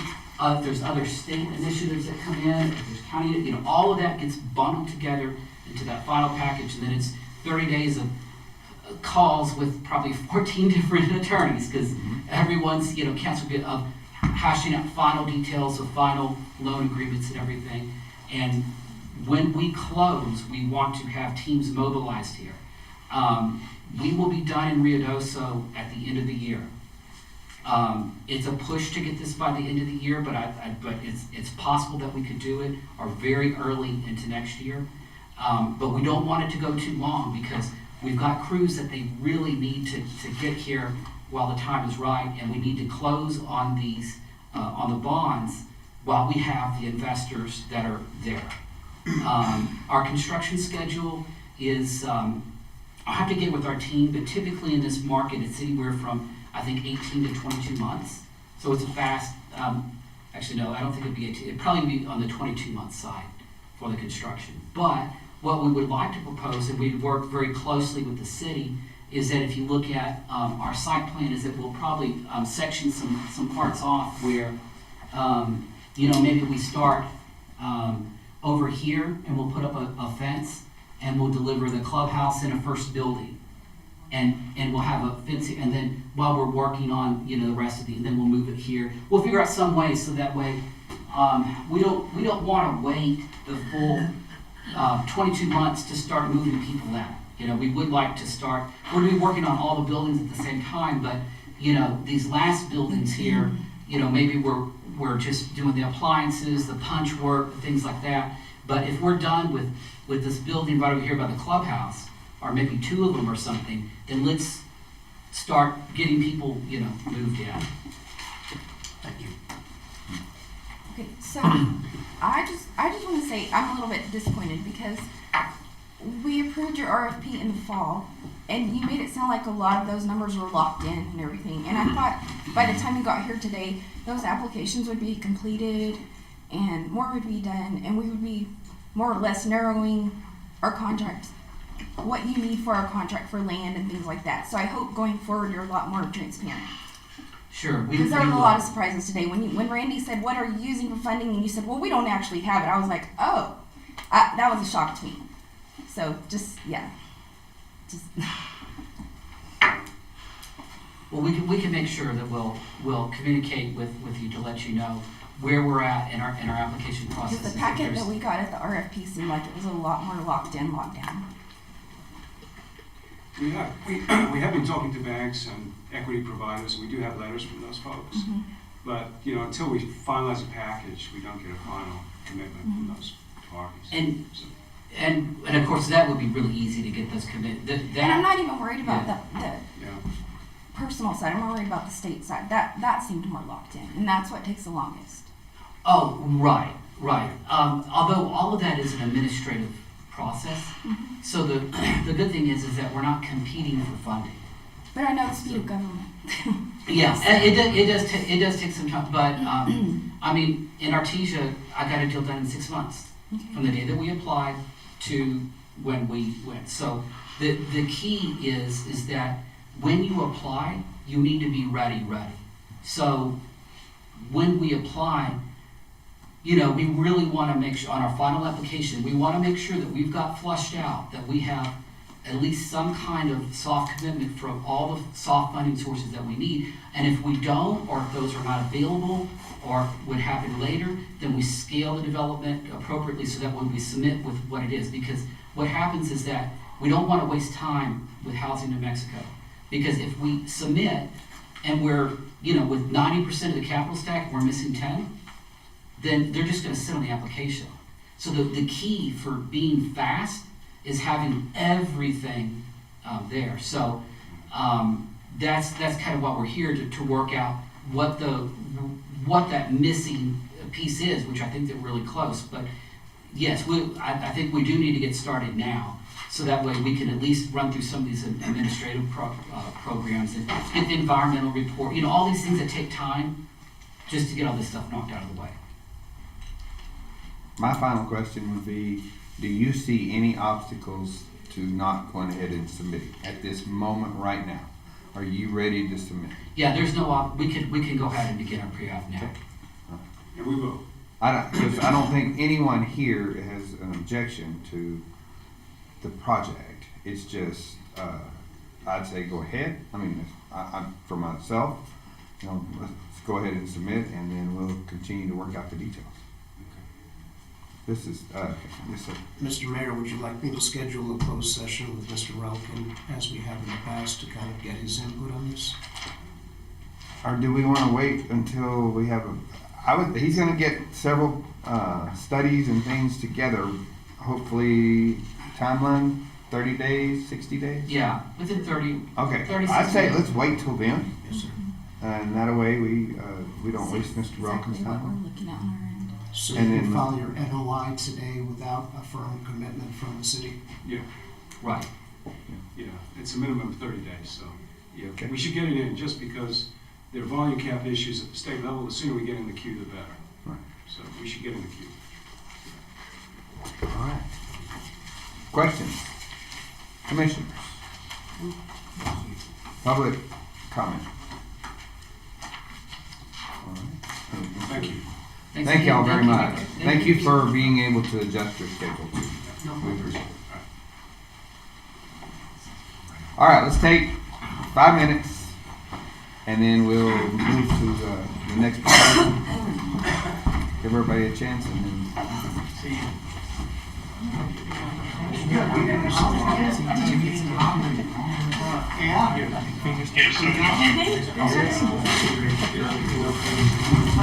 There you go. Yes. So better get lunch coming in 2 hours.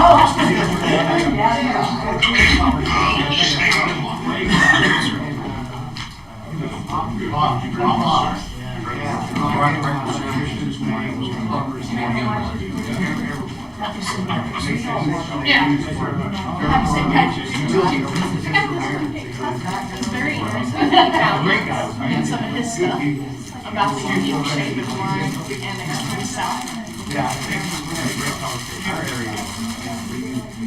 And they're doing that one on Marlin, you can't do that.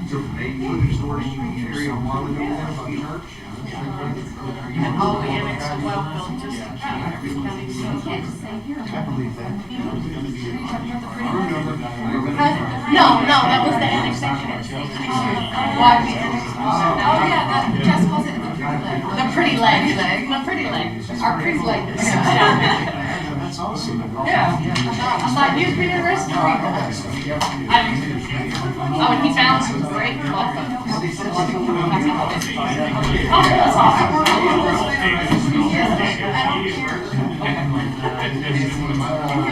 I don't to answer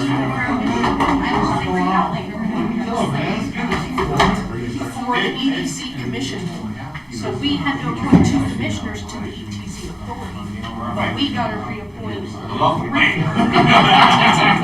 So like the penis. Same thing you think. No, that's by ordinance, they still have to hold those meetings. They still have to have a vote. No, it's a mixed thing. And until the county, until ETZ changes that ordinance, we have to have both boards. And we wouldn't run the minutes. They're still running the meetings. We just have to appoint 3 members. That's, I need to put it in there, and I need to talk to them about that. See you, Mike. Good to see you, dude. Thank you for coming. Thanks, Coach. Great presentation.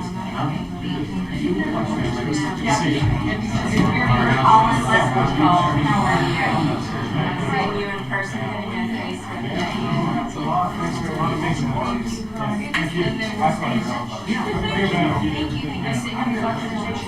you. Okay, thank you.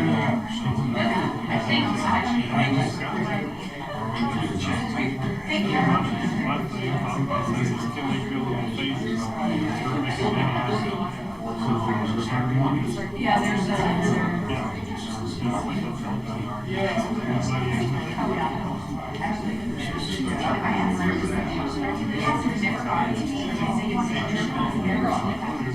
Do you want to stay? We tried. The meetings will be held by the county. Yeah, they're supposed to still have this. Even though they took it over. They're supposed to. And they've been like that. So.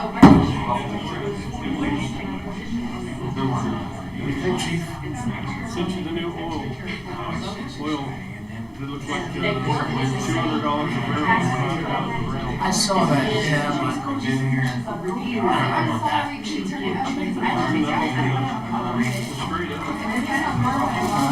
Let's see. I know, I saw her sitting like this. I'm trading it right now. Send in special forces into that little island.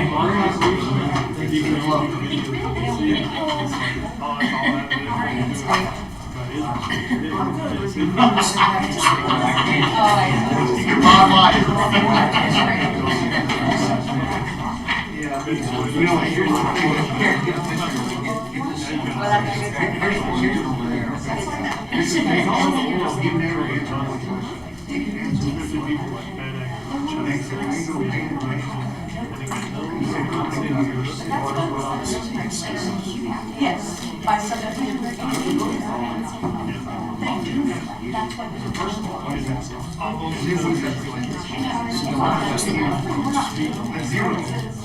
They still go. I mean, we can go south. We've done other subdivisions.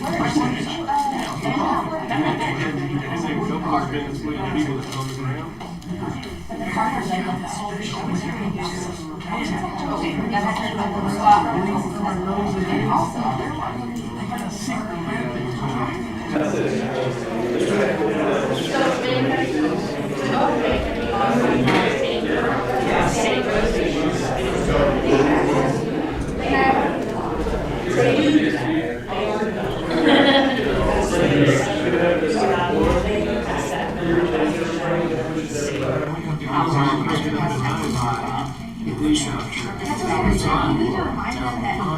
Just stop the fight.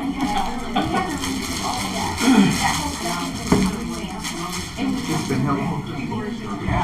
A little bit less, but you're right. Keep asking. Not that I understand Look at them, right? I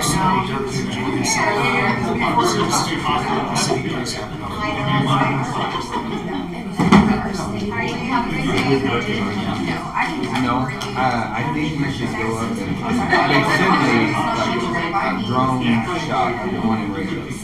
But it's maybe maybe. No, that's what I'm saying. We need to make a trip up and look at it. I know David, the Maddox, he's and so they come well with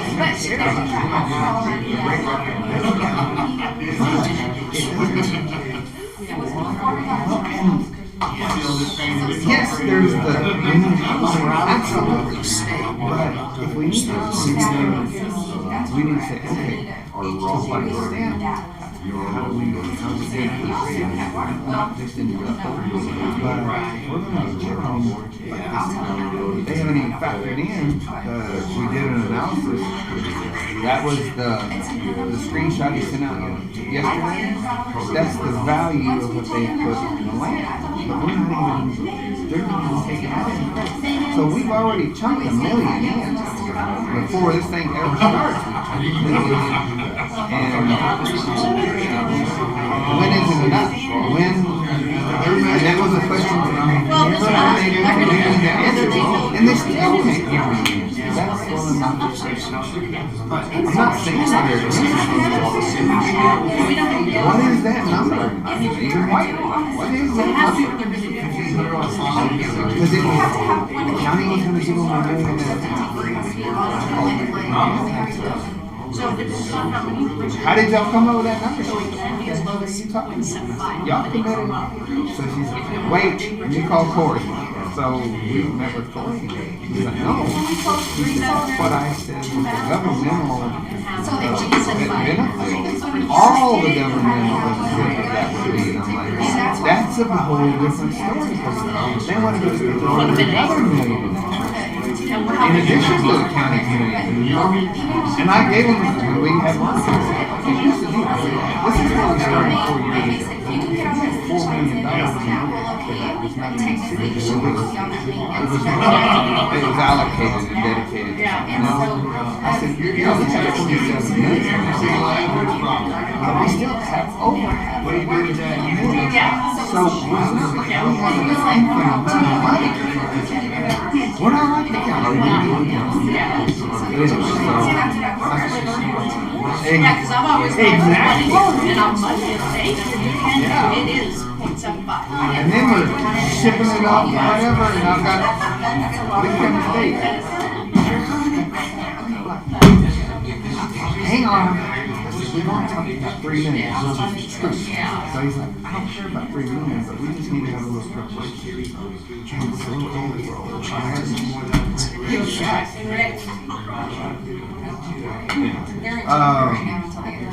I'm ready if y'all are ready.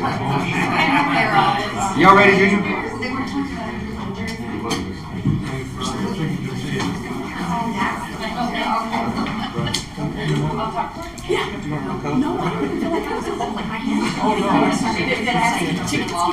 Is Steve still on the line? Yes. I might just tell him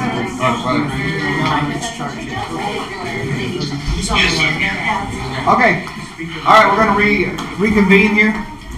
Alright.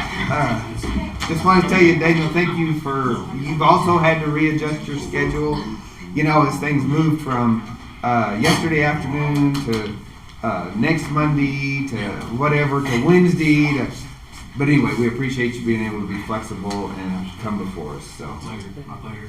I would be playing golf in Terlingua right now if I wasn't here. Just FYI. I had to cancel that trip, but no big deal.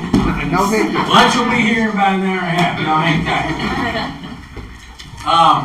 Mr. Mayor, Commissioners, distinguished staff, and the folks, very much appreciate the opportunity to come here and visit with you about the Squire subdivision.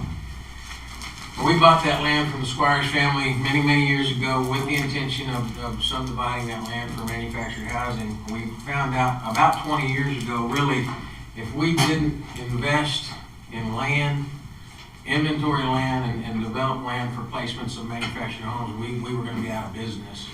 And so that's just been part of our DNA for about the last 20, 25 years in a big way. And prior to that, we've done it, since the 70s.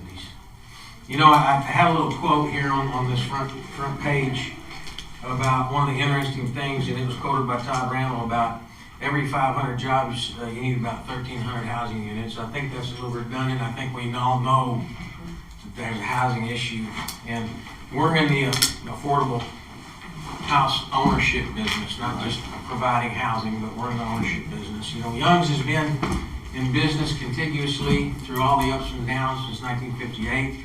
I love to say that because I'm so proud of that. It's family owned and operated. We have the distinction of having the first dealer license ever issued in the state of New Mexico, dealer license 0001. I love to say that too. We currently have about 25 employees. We've had as many as 35 and as low as 7 through the ups and downs.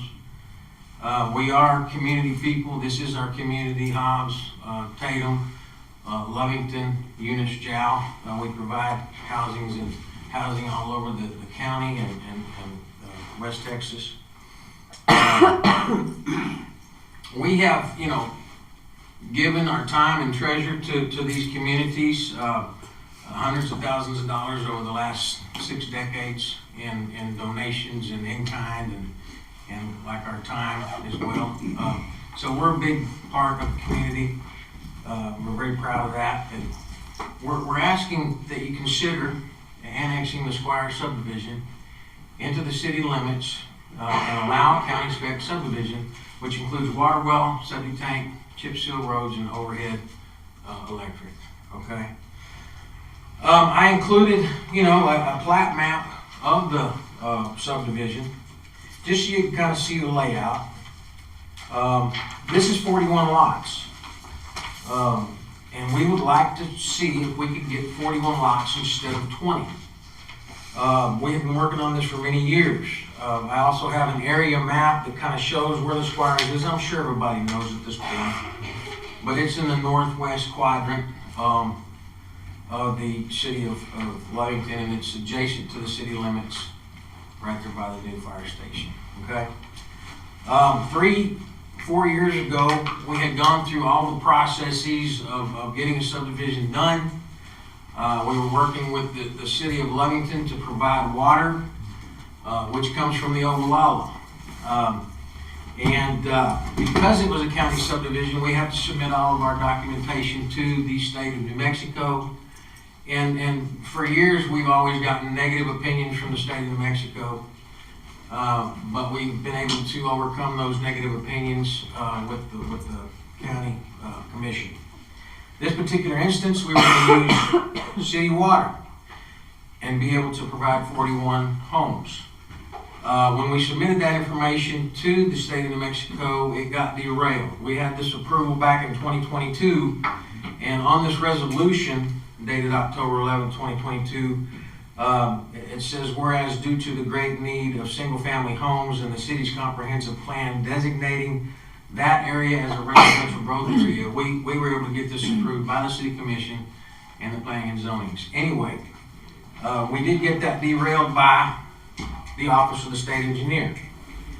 The Office of the State Engineer basically is the monitor of water use in the state of New Mexico, and they determine whether you have enough water availability. And, here we are down here in southeast New Mexico, rolling along, doing our thing. And the state chose to derail the subdivision, stating that the city of Lovington, or they were unable to verify the city of Lovington's total diversions of water. So because of that technicality, we were unable to carry on with the subdivision. No blame, just this is what came up. It would never would have happened if we hadn't submitted the subdivision proposal. So basically they're saying, you know, Lovington doesn't have enough water for these 41 homes, okay, for 40 years. That's the thing. And of course, if that is the case, we all need to start figuring out what our exit strategy is. You know what I'm saying? Right. This is a bureaucratic issue, in my opinion. And so, because of that, you know, we have not wanted to do this, but we hired Shoemake and Associates in Albuquerque, New Mexico, and we invested $30,000 in a water study. And we got that water study done, and we immediately provided the city of Lovington, the county of Lee, and the city of Hobbs a copy of this water study. So maybe they could use this information to help them in their plight against, you know, this regulation of the state. In this water study, we found some very wonderful and interesting things. Number one, this particular proposal on the subdivision is not in a critical water management area. Okay, a lot of the southeastern New Mexico and Lee County is in critical water management area, and they designate it that way, and they have more restraint in those areas. The biggest consumer of water, obviously, is agricultural, and then business. Human consumption is minimal. So putting water on a fire of a development for human consumption is it's a little difficult for me to swallow. Interesting, the test well that we did on site for this water study, we drilled a well to 213 feet. That's how deep we drilled into the earth. That was the bottom of the aquifer. It's called the red bed. And we hit water at 60 feet or 58 feet below the surface of the earth. So there's a saturated thickness, that's what they call the water table, of 154 feet. And in this study, they showed that over 40 years, the effect of these 41 homes on the water table would be 0.8 feet. So 154 feet of saturated thickness in this subdivision would have a 0.8 foot effect on that water table and that cone. So I thought that was pretty interesting information. However, the state, even though we provided the state with this information, they declined to give us a positive opinion. But on page 3 of their response, they did say, however, their hydrology department concurred that there is sufficient water in the aquifer to supply the proposed subdivision for 40 years. Thank you very much. Go ahead. Is that 0.8 foot per year or over the entire over the whole 40 years, 0.8 feet. Just wanted to clarify. Less than basically 9 inches over 40 years. You know, I did this myself, okay? This is an uneducated person's presentation, okay? But I did do a little bit of redundancy things as far as housing, you know, industry's coming, housing needs to come. Lee County affordable housing shortage. These are some articles that That's a good looking guy. Yeah. Progress edition of the 2025, you know, Lee County lacks housing. And then the very last document there that I have is the housing RFP, housing development RFP from the city of Lovington. And I guess you could consider this our RFP, or this is our proposal. You know, I did bring one other little picture of me and my family. David, if you put that up there. These are the people that live in manufactured homes, which is me and my wife and my daughter. My wife graduated from Angelo State. My daughter graduated from Texas A&M University. And I'm just about to graduate on my degree from the School of Hard Knocks. Thank you very much. But You never graduate, I promise. I bought that house when I was 23 years old. And it was a little double wide on an acre of land, exactly what we're proposing here. And, you know, there's a lot of people that wouldn't have lived in that, but it was a castle to me. And I love the house so much that my next house was a manufactured home. And yeah, I'm in the business, but, you know, that's a case in fact right there. I really enjoyed the house. We love living out in the country. And so it may not be for you, but it is for a lot of people. The good news is that we are going to do this deal. We're going to do a housing development on this property. We would love to bring 41 homes, not 20. And you know, it's a win-win. We're going to bring the housing anyway. You guys can make a decision whether this will work for you or not. The question is, you know, 41 versus 20. This exact same development was approved in 2022 using city water out of the Ogallala. You know, everything else is the same other than the fact that we're asking you to annex the property. By you annexing the property and allowing us to do a county spec subdivision, we will be able to do water wells and provide water out of the Ogallala. Okay? So that's the difference in what we're proposing today and what we had approved in 2022. We feel like if you annex the property, there's going to be some benefit there. I know there's been a lot of issues and talk about trucking yards and things of this nature.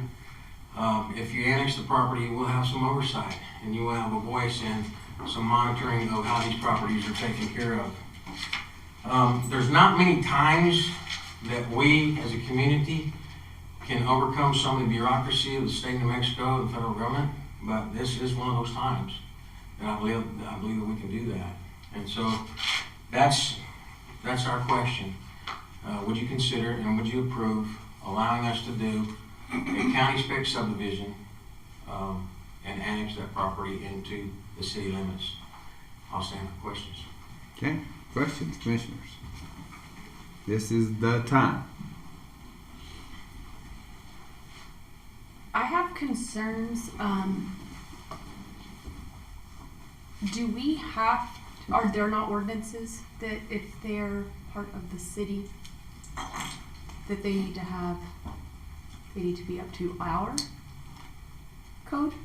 And not and not the county's code? Or would we need to amend I think our she's ordinance? asking. Sorry, I'm So yes, I don't know who we to do have ask. subdivision specifications. Okay.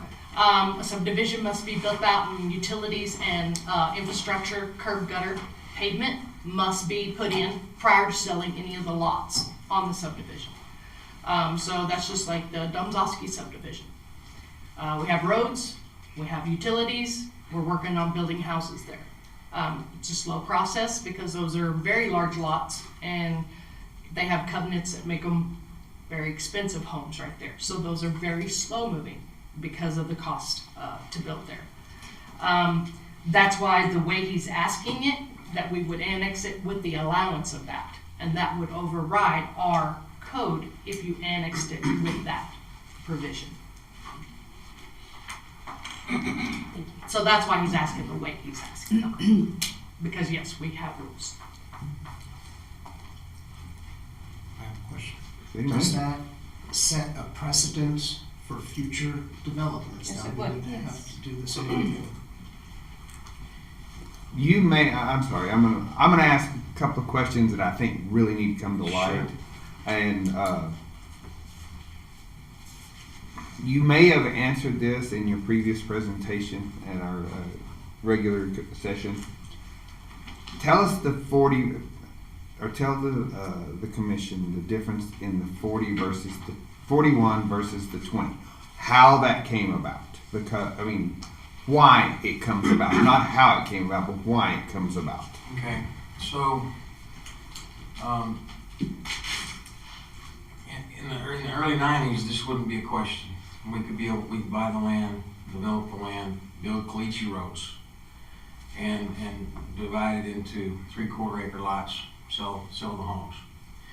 And then the state came up with subdivision regulations, and it was because of colonias that were happening where people would buy land, subdivide it, and sell it to people with no utilities. Then they made the law even stronger, the rule even stronger, where you could do 20 lots, any one of which is less than an acre, and you could do a subdivision, and you can do 20 lots, 1 acre large. In that case, we could do this phase 1, wait 7 years and do phase 2, okay? But then they made the rule even stronger, and I can't remember the date that they did this, but we tried to get our industry lobbyists to fight against it, but they reduced it to 10 lots. Any subdivision that is 10 lots or more, that the lots are less than 2 acres in lot size, you have to be connected to a water company. Or a water provider, a water provider. So the city of Lovington was our water provider back in 2022. We were excited. We had gone through all of the stuff, and it takes a long time, obviously. And we got it approved with the PZs. We got approved, with the city commission, the county commission, and then we got it derailed because supposedly the city of Lovington couldn't prove up. Okay, so a bureaucratic roadblock. But that's why this is such. You have to be connected to a water provider. And we would have to be a water provider. We could do the same thing. We could drill a well out there and we could be a water company and we could provide water to these properties. But I don't want to do that. I don't want to be a water company. I don't want to be in that business. And the easiest and best delivery of water is individual water wells. That's where you don't lose, slippage, you don't have leaks, you don't have waste. But that's why this is the rule. Okay, you have to be connected to a water provider. And so that's why we're asking to be annexed. You guys still have until 2027 to prove up, the information that they're requiring, from what I understand. Every day that goes by, the price goes up. It just goes up. Our cost on development has gone up at least 50% in the last 5 years. So the affordability factor is just moving more and more out. And we're all having to depend on the government to give us money to build. Our money's coming from a local bank. We have to pay it back. And I'm not putting any shade on the fellows, because that's a very complicated project. But we're shovel ready, but we have to be a little creative in getting this done. Other than the state engineers delaying you, and this is where maybe I'm still a little confused, is what's changed from 2022 to today? Okay, because right now you're asking us to annex you in and then do a county spec subdivision. Has it changed that you can no longer just connect to a provider and do the 41? No. It hasn't changed from that? No. So right now you could do that. Is that correct? Well, I again have to resubmit everything and to but if I could still to us? To the state. To the state. Oh, okay. But our resolution still is good. Okay. I don't think it terms out. I don't know. No. But I still would get. Hang on, I want to get this clear before we. I want to make sure that everybody understands where we're at and what's required from this point forward. Okay. I'm sorry, Daniel. It wasn't. I was trying to. Let's get it straight. That's what I'm saying. As long as the state would allow us to connect to your water, Okay. then we could do the 41 lots just like we had approved. Right. It would still be in the county. Mm-hmm. Okay. Right. So instead of this imaginary line that I'm asking for, which is the city limit line, and literally that is an imaginary line, but it's going to be shown on the map that it's in the city limits, and have individual water wells. If we do the city limit thing, then I don't have to submit my information to the state, and they will not be declining it. Okay, but we can still connect to the city water, but it's still, and at this point, it's in the county.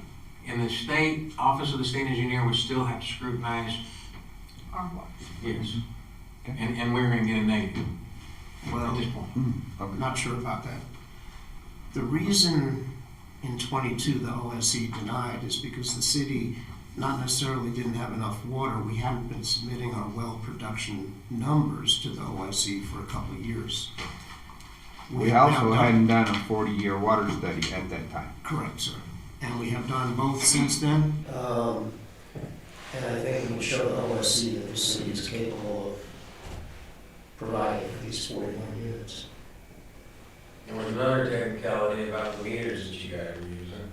Which we straightened, you're right, I no disagreement with any of that. We would love to do city water, I mean, but we're just, you know, we would love to do 41 homes. We would love to deliver 41 homes to the city. And just like that picture, just like those 20-year-old people, the 25s and the starter outers, you know, again, it may not be for everybody, but that was my castle. And why can't you get state approval for 40 units with water wells and septic? Because they don't allow anything over 10 lots, and this is 41. Anything over 10 lots, any lot that is less than 2 acres in lot size, you have to be connected to a water provider. Okay. I know it's complicated, but Even if you're in the county? Yes. if you're in the county, that's why we can bring you 20 homes, because we can build the subdivision and do 2.01 acre lot sizes, and we can do it tomorrow. But we'd rather not waste the land that is so hard to find and so expensive to buy and inventory and also to develop. Well, a little bit smaller lots to me would help alleviate a lot of the issues that is out in the county of those becoming trucking locations.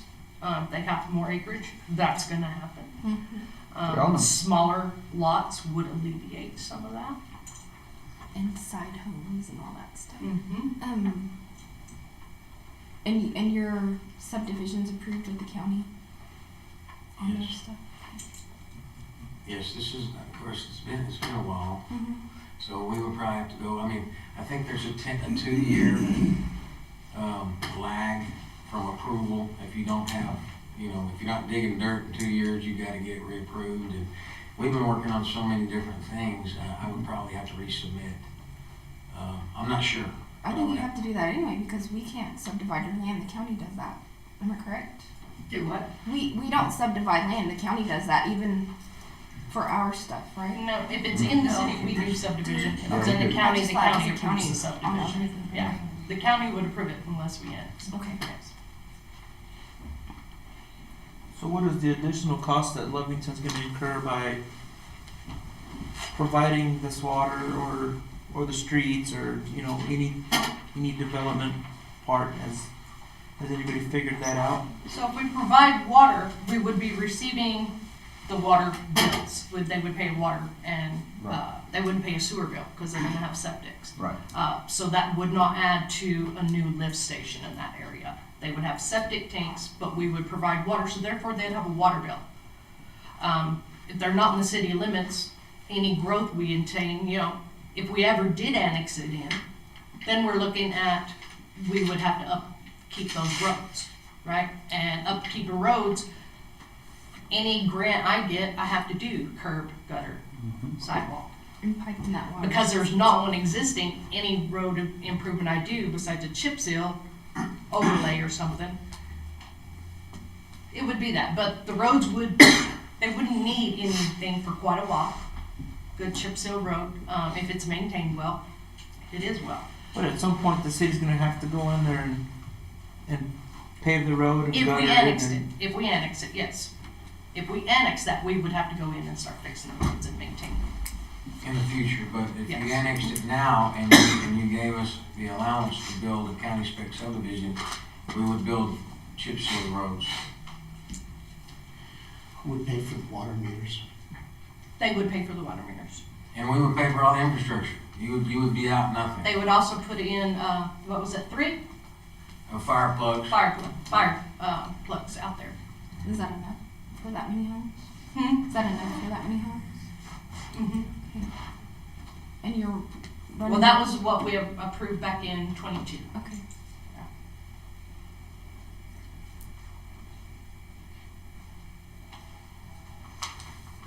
Steve, do you have any questions? No, not at this point, I don't, thank you. Okay, thank you. Any further questions, or anybody have any? Oh, I'm sorry, yes, sir, absolutely. So if this is annexed into the city, is there gonna be covenants, and is the city gonna enforce that? So if it's annexed into the city, it would be set by zone. If we annex it, we would put a zone to it.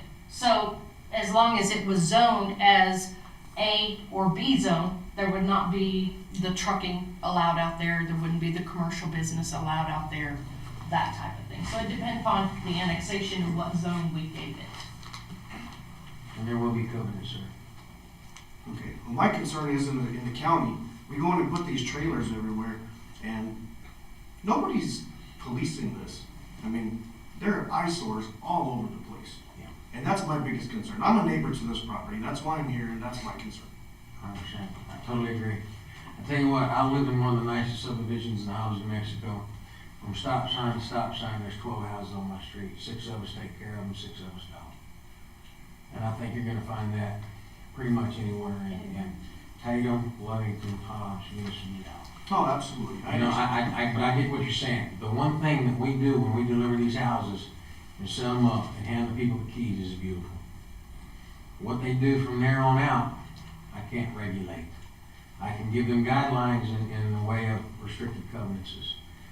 And we've filed suit against a customer or two, even though we didn't own the land and were sold out of the subdivision. One in particular, I've got six-shooter in Moppat. You know, just because we saw that he was having a truck yard. Now, you know, we want to try to keep our places nice. We do. But we can't govern people's values. I can't govern them on my street.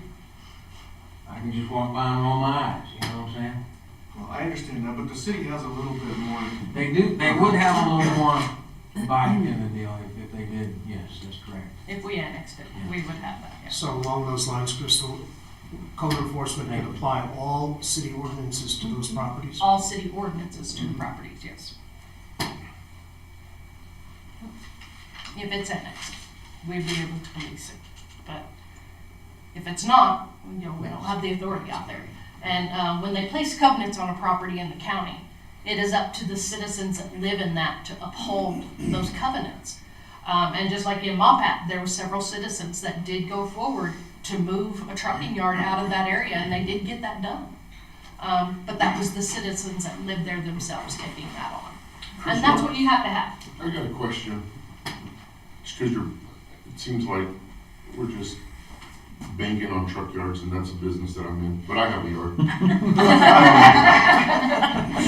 You don't keep them in your backyard. Does that go for welding yards, roustabout yards, landscaping yards? Does that go for a screen printing business operating in their shop? I mean, are we gonna regulate only trucking yards, or are we gonna regulate all business? It would be all businesses. Okay. If it's annexed in and it's The a A local zone, horseshoe, you're not. the local vet, the local, Correct. whatever it is, right? And even cut hair. Okay. Okay, cutting hair, whatever. Yeah. Okay. There's ordinances against that in an A or Well, B I just zone. think that needs to be brought up to the public, because we do always, Trash the cover. trash the trucking. We do. We do. And They're noisy. you know, it's a big industry. It is. Very big industry for this area. But I just want it brought to light that that's any business. Yeah. Okay. It's commercial. It's in our covenants. zoned non-commercial, I right? can't run a business off the property, and it's in the If it's an A or B zone, they can't run a commercial business out of it. I would like to add a couple things that we're having some issues in the county with, because my phone blows up, and instead of sending code enforcement, I'm gonna have to start sending the sheriff's office out in West Bend. You know, because it's gotten so volatile out there, because you have people that are, and I don't mean to, but it's a truck. They're pulling a truck out there. Well, they're not running a business, but they are parking their truck. We can't stop that because you drive your car back and forth to work every day. You can drive your truck back and forth to work every day. So I'm just telling you, we are having some major issues out there because of things like that. They don't want beauty shops. They don't want anything out there. And it is zoned residential. But you have the right to drive your vehicle to work every day. And when so we're having to get we can't do anything about it. Well, So, with those under the current structure of our county ordinances, we're gonna have to revisit those and see what we can do, but you have a lot more control if it's annexed into the city than you do if it's in the county. I've told Daniel and I've told, Robbie, I don't have a dog in this fight, but I will tell you what we're dealing with, and where the county stands on it. We can't, so you zone it commercial, even though it's in that ETZ zone, we can zone it commercial. Doesn't mean I can keep somebody from parking their truck there. No, it doesn't. That doesn't mean code enforcement can't do that. So just telling you, there are some pros and cons both ways. and another thing, we have to be honest with the fact that we can't control what people are doing in the city. No. Are you sure? I could take you through 3 different subdivisions and find trucks parked in people's front yard.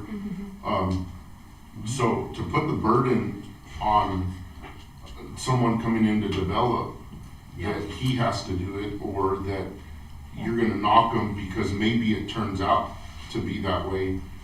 Just like you said, I can guarantee you, I can take you through the best neighborhood in Lovington, and there's a violation of an ordinance or a violation of a subdivision. So we gotta kind of stay away from that, because if we can't police what's happening here, there's a pretty good chance we're not gonna police what's happening out there. You look at the ETZ law, or the covenants for ETZ, that means no horses, that means no pigs, that means no goats, no chickens, there's all kinds of stuff, right? But please don't bring it.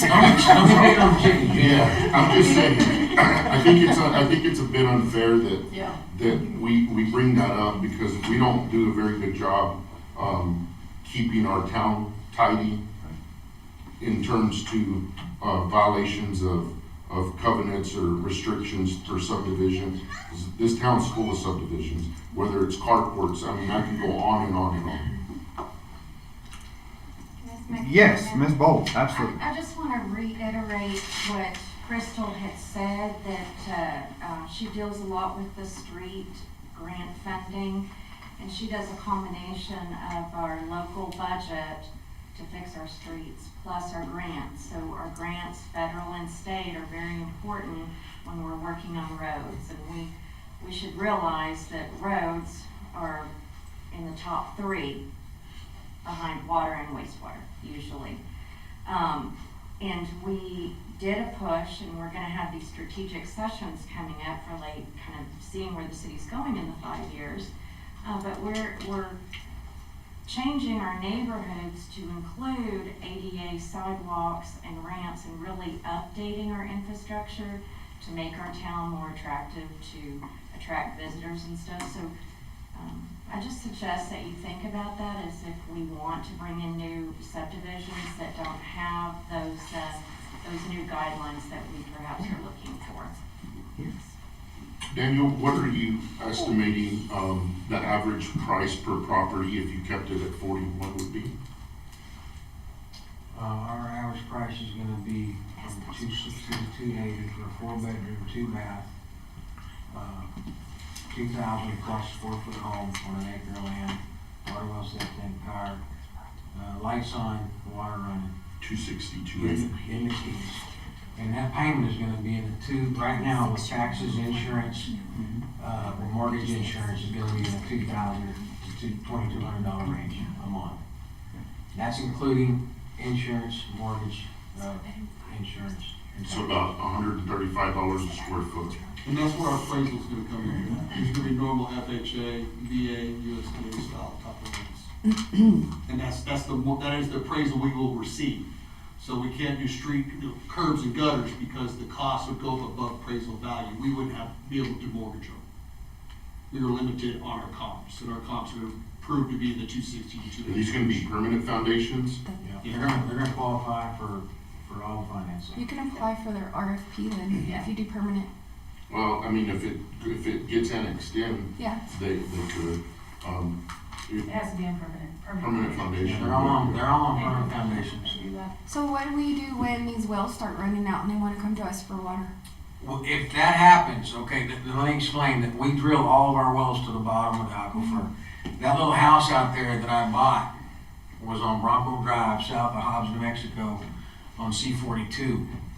And when I bought that house, you know, there was already a well there, and when I came into some money, I got $1,000 from my dad so I could get put in a sprinkler system and have some grass.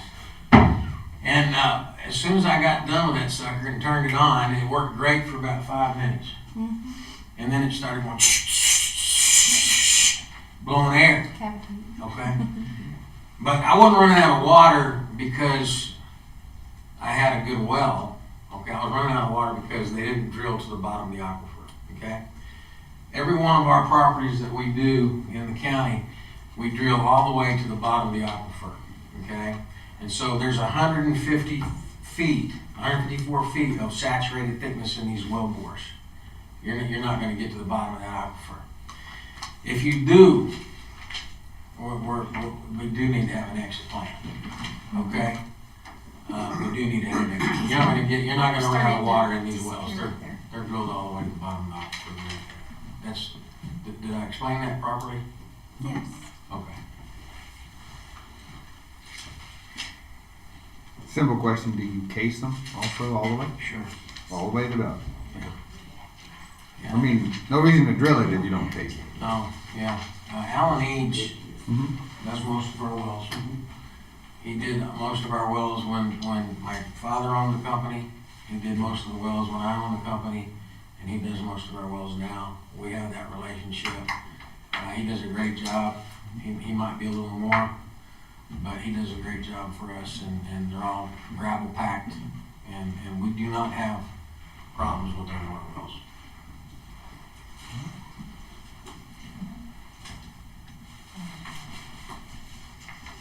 Any further questions?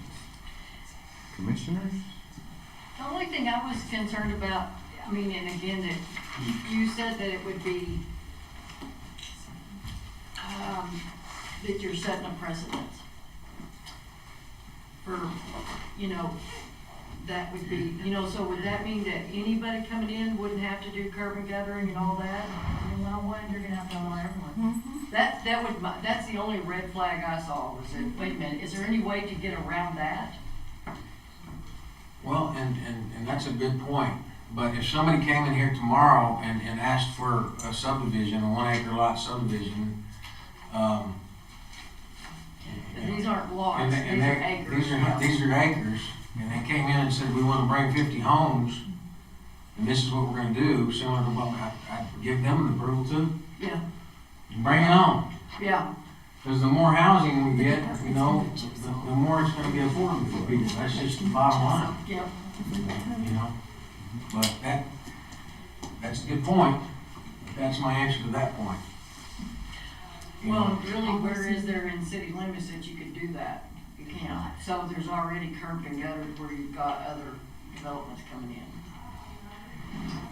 We have a couple areas where we have roads that have no curb and gutter. It is few, but we do have some. Okay. And it's just for lack of oversight when those subdivisions were put in. And developers got away without building everything and started selling the lots. And we have subdivisions that are undeveloped. We have actually 3 of them that are undeveloped subdivisions in town. Within our city limits, and it's just because the developers don't have the funds to come in and do the road, the curb, the gutter, all that, and sidewalks, and then put houses on there, and do it affordably. How many linear feet of chip seal roads are you gonna put in? That is a 50-acre lot. I don't have my, Maybe 1,800 feet? what's the, Something that area. 1,800? yeah, it's from, what is it, 14th? You know, we're gonna do some east-west streets, so, from 14th to that other subdivision that's just to the west of it. The 5-0 subdivision, Yeah, is where they'll 5-0. be tying into. Yeah. I mean, the way, can you go back to the slide where his subdivisions? It's gonna be more than that, Junior, because from 14th to 17th is nearly 1,300 feet. So, Yeah. and then that's not even counting north and south. It's flipped this direction. That's west. Yeah, that's west. North is this side over here. So So the you got- entrance is gonna come right in the middle? Or is You there got 3 two rows. entrances? Yeah. No, this is gone. This is gone. That's Yeah, gone. that's gone. That's 17th on this bottom side. Where are you entering the subdivision? 17th. Which is down at the bottom of the Down at page? the bottom is In 17th, the so we're along center? that bottom. Is it entering in the center or two different places? Yes. So you're gonna access some lots off of Gum, some lots off of 17? No, all of it be off 17th. Both those roads come off the 17th. I don't, not follow. Some of these, I think this is Some gone. So right here, this That is is gone. 17th Street. Yeah, so, And you have a road entry here and a road entry here. and then some of them on Gum. There And will then, be yes, some on those Gum. individuals that are on Gum would come individually off. So that's already chip sealed. That's chip Yes. seal road, that's correct. And most of these, we're gonna have a 17th. single entry. So very few, not that many entries. We're gonna have, every 2 lots will have an entry. We're gonna- They would share an entry Right. Gum is between a the chip property field. line. The county paved it this past year. Yes, I know, it's not chip seal, that's Oh, what I I said. know, okay, there was 2 Oh, ones okay, that sorry. came out there, So they did, yes. Yeah, but it still has no curb and gutter, I mean, it's just, it is asphalt though now. And just for clarification, you know, by annexing it in, we do not need a positive opinion from the state of New Mexico. So that would give us 1 acre lots. Now, we have talked to the state of New Mexico, also the state engineer's office. Even if we tied into the city water, we still have a problem having a county subdivision in with city water. No. If we, I mean, we do right now because they have said that they can't quantify your diversions. So that's why this got derailed back in 2022. You know, if they were able to, and I actually called the office of the state engineer and asked him this question, and he, he didn't share the answer with me. He said that y'all were still working on some things, and you had until 2027 to get the answer to it. Didn't we agree they were kind of using that as an excuse? Correct. Yeah, that's what I'm talking about. You know, it's a bureaucratic. And then Dave is correct, they were kicking the can down the road. I mean, Yeah. that's exactly. Yeah. Well, we have plenty of water. This water study is pretty good proof of that.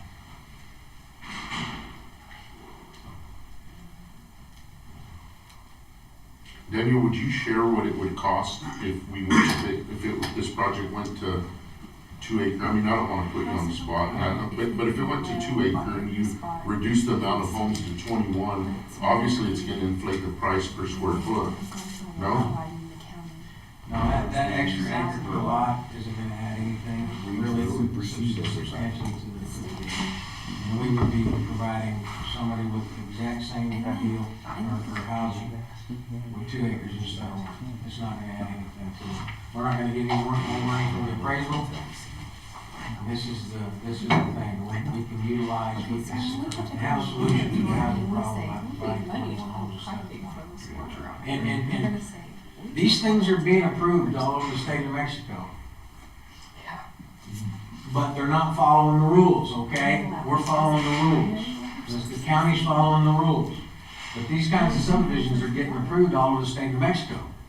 And what they're doing is they're doing, this as a subdivision. Okay? And they're getting that one done. And then they're going back and they're getting, this is a subdivision. Right? And then they get that one done, and then they do this as a subdivision. That's 3 different subdivisions, but what that is called is a consecutive or a subdivision. In our regulations and all the regulations is if you do that, then if you do this subdivision and then do this one in 5 years, That becomes a different type of subdivision, okay? It becomes a different type, and then you gotta meet the rules and regulations of that type. It's easy to do this one, but if you do this one and these lots and that lot together, then it's a different type of subdivision. It makes it more expensive. Okay? Did I explain that properly? It's taken me a long time to understand all this stuff. Welcome to our world. But they are getting them done all over the state of Mexico, and they're just breaking the rules, and that's just what happened. Technicality, loophole. Yeah. We got a question back. I know, Mr. Reed does, yes. Mostly because I'm just wanted to talk. I wanted to hear my voice. I live next to one of their subdivisions. I'm on Matt Drive in Hobbs. I'll hold for Boo. I live in Hobbs. Ooh, yeah. But I live right next door to one of the subdivisions that came in after I moved in. I've got zero complaints. People are great. Homes are nice to have nearby. One of the best things is I have less coyotes coming in and eat my chickens, which you guys love. But it's been great. My biggest problem is the guy who lives directly behind me who has a traditional working order home, who has a shop on his property and rents his engines all the time and scares The rest of my animals, but for the most part, it's great neighbors. There's one guy who likes to play his music loud, and my only complaint is he never invites me over. Other than that, it's been good. What is our ordinance on water wells in the city? What? Our ordinance on water wells in the city. So no, we don't, the thing about our ordinance on water wells is most of our lots in town in our subdivisions are not a proper size because you still have to get a state approval for a water well, whether it's in the city limits or it's in the county. You have to have an approved water well. And so it's the size of the lots that disallows most people to have water wells in the city. So if you have a lot big enough, can you have a well? Yes. Can it be your primary water source? Yes. And how do we feel about septic tanks? Have we even covered that? No, we haven't. We have no. So we do have rules about septic tanks within the city limits. Okay, what is that? I should have that today, sorry. Basically, cesspools and septic tanks are not allowed. Right. Is what our ordinance says. Is there any reason why he couldn't hook up to the sewer system and not the water? Cost. The cost, and the cost for the city on new lift stations, more issues at our station and everything. I know that's why when we first looked at It's this. better for everybody if he does septic systems. You know, septic systems, they work great. You know, 95% of the water or the liquids that are in a septic tank is just that. It's just water. It's from your shower, your dishwasher, doing the dishes. You know, there is very little solids in a septic tank. And, you know, God made the earth, and, you know, if you have 4 feet of the proper soil between the bottom of your leach field and the top of a water table, if you have 4 feet of proper soil, that leaching through that soil is going to make that water potable. They put homes on the Rio Grande all the time, on the Pecos River. Those water tables are a whole lot closer to the surface of the earth than these are. But we have good earth here, and that leaching through the earth is its filter. Have you dug out there or anything? We didn't do that well. Because there's a lot of spots out there, you go to 5 feet, it's caliche rock down forever. I'm sure. Because like my father-in-law's old shop, it was pure caliche, and then you go a block over, my papa happened to have the best farmland you ever had. So that little house I had out there, the northwest corner, I dug 5 feet deep and planted some pine trees. The southeast corner, I had a 150-pound rock bar with a tip on it, trying to get it down, you know, to get some post holes in there. I did that for a little while. I did, I promise. Well, I couldn't get an auger in, you know. We've built several subdivisions with the material just like this, so we're used to the hard caliche. And our septic systems work great in hard caliche. And I'm sure you've already said, but how long would it take to start getting these put in? If we got the approval, Ramirez and Sons is our people. They have done all of our roads ever since I can remember. I've got a great relationship with the Ramirez family. And when we got our subdivision approved in Hobbs on Marlin, on East Marlin, I mean, they were ready to go. I mean, it was a matter of Couple weeks, and they were out there rocking and rolling. I mean, pretty quick. And that's how fast we would like to move too. This is not something we'd get approved and sit on. We have the need and have calls up here for housing every single day. We haven't had any land in the state of New Mexico and Lee County for the last year. If you'll go right across the state line into Texas, all those farmers are selling that land. And we have bought 25 pieces of land from those farmers over there. And people that want to live in Lee County are living in Gaines County right now. Because we didn't have any property to put them on in Lee County.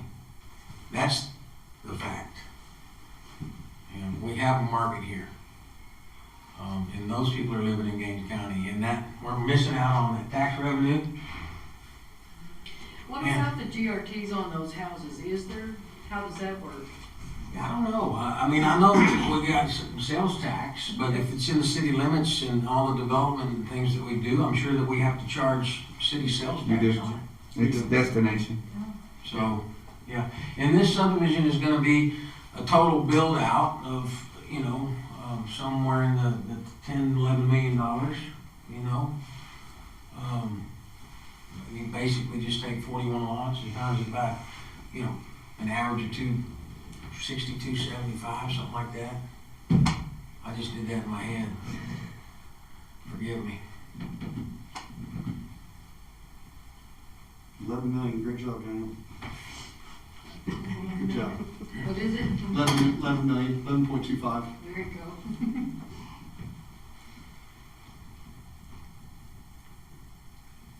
Okay. One Any of further the questions? studies that we've been doing that we're working on getting is on the GRTs that family will spend, with the income level, based on their houses and all that, the income level, what that yearly, the GRTs that family adds back into the community. And we haven't got the exact number yet, but we can get those to y'all sometime, as soon as we get them. But that's one of the studies that we've got going right now, is that we will see, you add 41 families into the community, what that GRT, comes back in there. Yeah. So you guys are doing an economic impact on what that subdivision is doing to the community? Yes. Is it on the software? I'm not sure where it's at. Corey's doing it. It's just coming out of your brain. It probably is, but that's one of the studies that they're doing, that he's trying to see, like even on that apartment complex, the income level's gonna be this, and then what will that each family spend back into the community, every year to add to your GRTs. So it would, in a 4-bedroom home, and then the amount of people, that average people in it, and pretty neat study. I wish you guys were doing that to lower taxes. University of New Mexico is doing that study? Is that who it is? Yeah. Okay. You wish what? We were doing that study to lower taxes. Well, you know what the problem is why we don't lower property taxes? Do you know why? Why is that? I learned. Because if we lower our property taxes, it doesn't just impact the county, it impacts your school district, your hospital district, and everybody else. So if we come down on that, that means the municipalities and the school districts and everybody else, their percentages come down also. Let's just keep the taxes the same. Yep. But give us a little money back at the end of the year. Well, you know Christmas what? club account. Let's call it a Christmas club. You know what? We're working on some things, so don't expect your Christmas back. Stay tuned. Yeah. But yeah, that is something that I hope we have in the next couple of weeks, because it would answer a lot of your questions, even on the apartments and this, on different things, on what those families coming into the community would add back to your community, not just your initial construction cost. It would see, what the impact would be. Robbie's actually asked me about that before, and we asked the state of New Mexico, the EDD, to see if we could get an impact on what that would bring to the community. But the state economic development said that they can only do the study if it's warehousing, manufacturing, and distribution centers only. That's the reason I didn't know there was one for housing. Well, they're working on it. I know he's been working on it, so, Okay. and working with somebody trying to get those done, so it would answer a lot of your questions. Start to finish, Daniel, do you think, if you gotta move forward, approved, by the time you occupied that 40th home or 41st home, how long do you anticipate that would be? You know, the markets, based on today's market, I think it would take us 5 years. If this is not, you know, we're not gonna just go out there and, you know, I mean, this is a 5-year project, maybe even a 10. We build all the infrastructure and start listing them, and yeah, we probably sell six a year, maybe 10 a year. In Hobbs, we're hoping to sell 25 a year. And so that project that we're doing in Hobbs is gonna be a 10-year project, maybe. Do you do all the roads and all that first? Yeah.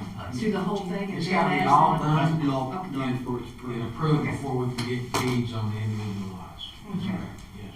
That's the way our subdivision rules run too. We just have more stringent rules than the county does on that, but that's, so several subdivisions, back in the day, that's why we have subdivisions that aren't built out, because of lack of the city, they would go ahead and approve a subdivision without it being built out first. And we no longer do that.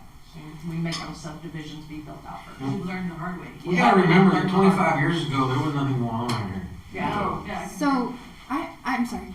Okay. If you go to the state and you say, well, you tell me Lovington can't provide me water, can you give me a variance where I can do water wells and septic? No way in hell. Really? That ain't gonna happen. Because there's no water provider for you to meet their standards, and I would think that I would ask for that variance and have like Representative Pettigrew and There's not a Senator variance with Gallegos. OSC. Yeah, they don't get one. They don't. Not that I've known. They're not interested in development in the county, that the state of New Mexico is not. This is a control thing. It's all about control. But like 90% of New Mexico is county. Yeah. And all these, you know, all these rules, you know, are the reason why we're in the situation that we're in my opinion. I fully agree with you on that. I mean, if we were just being able to buy land, develop land, put homes on land, you know, we wouldn't be near as deep in this problem as we are. A lot of places in the state, it's a lot harder to get water to a place than it is here. So I don't understand why they wouldn't put a variance for a well. You're asking for common sense from the state. I know. And it just I doesn't- know. They remind me all the time. But your question was great earlier about the amount of water. We are gonna drill to the red bed, which is all the city of Lovington's water wells also. So if we run out there, the city of Lovington's gonna run out. I just know up north they're starting to have some major water problems in certain places. I know that the water comes down south, and I know personal people, their wells are just, they can't get a new one. They just are out. And I've even had a family with that problem, drilling to red bed. So I'm just wondering how long those wells are going to work before these people are coming to us. And then I have to go to the water authority and say, hey, do you think you could give us some money to build some infrastructure? And they're going to be like, why'd you even do that in the first place when we told you not to? But like you said, I mean, it's 10 years down the road before it's fully occupied. And we have a water study here that shows 154 feet of saturated thickness. That will support 40 wells. Huh? That will support 40 wells. Absolutely, 100%. This water study, Elizabeth, states that after 40 years of these 41 homes on that water table, it's only going to affect the water table by 0.8 feet, which is 9 inches. Houses are not our water problem. It's not. It's the ag No, and the oil industry. field. Ag and industry. Ag is 85%. 85%. We've been to the same meetings, haven't we? Yes. 85% of our. And that's what I'm looking at, is all that. Because that's why everybody's wells are going Yeah. low, is because of all of that. And generally speaking, for our experience, most of the time water starts at 100 feet, you know. In a lot of the places that we've developed, it starts at 100 feet. This started at 58 feet below the surface of the earth, but that's pretty strong. I wish mine was that way. The testing that the city did on the other side of Gum match his numbers. Past 100. Daniel, I'm gonna summarize, if it's okay. And this will give you a chance to add to or whatever.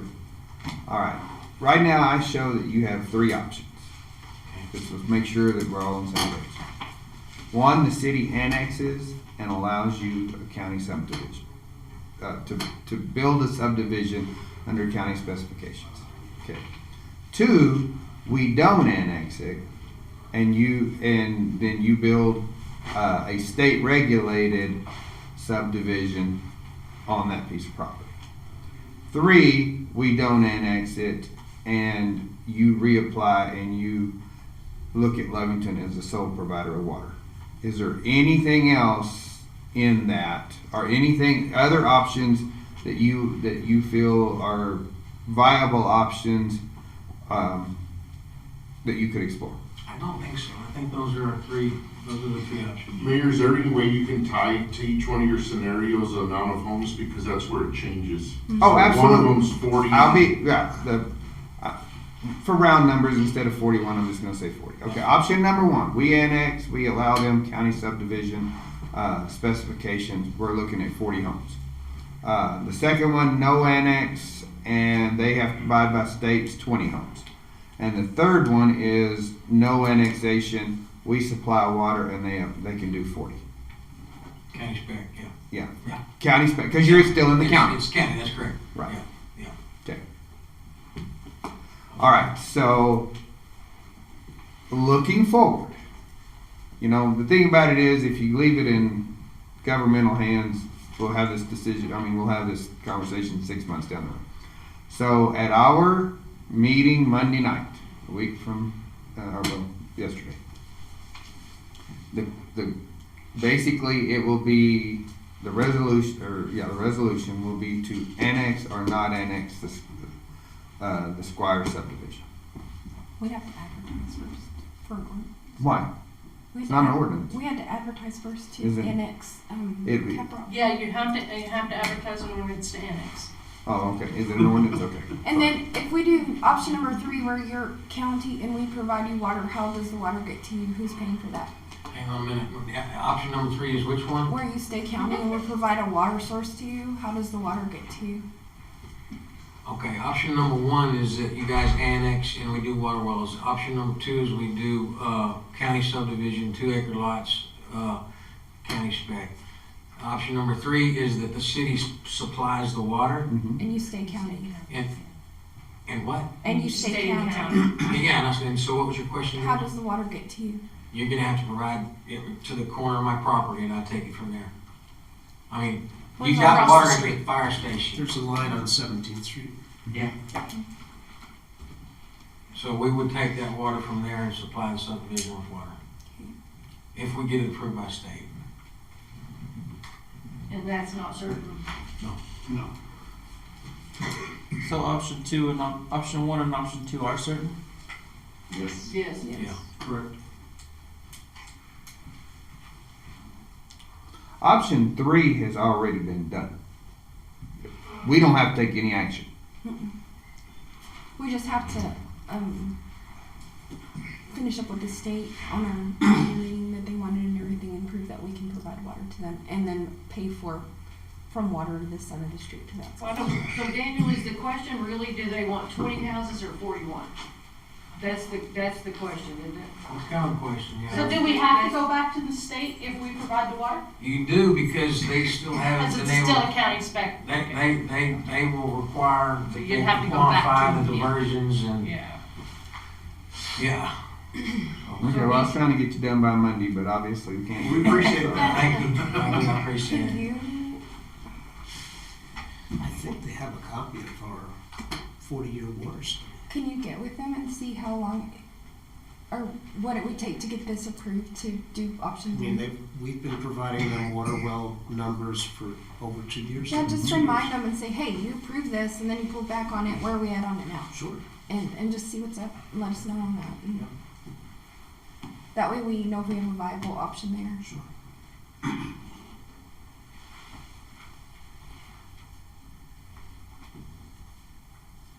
So that's on the 23rd. You want option to have ordinance to advertise? Yeah, okay, that would be, would have an option to advertise to annex. Yes. Because that's really the only action that we would be taking. Yes, that's all we can do at this, yeah, All right. if you approve that, yeah. But try to have a water answer for 3 before that.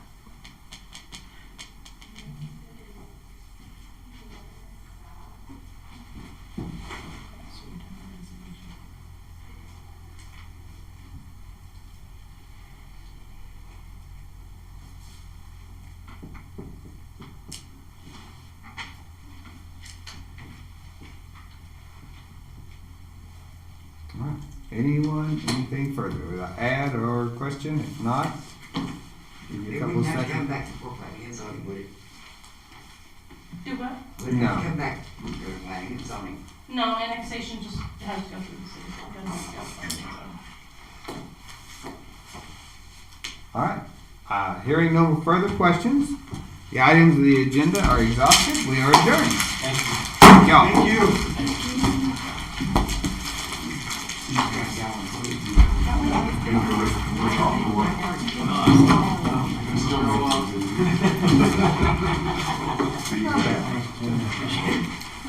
Still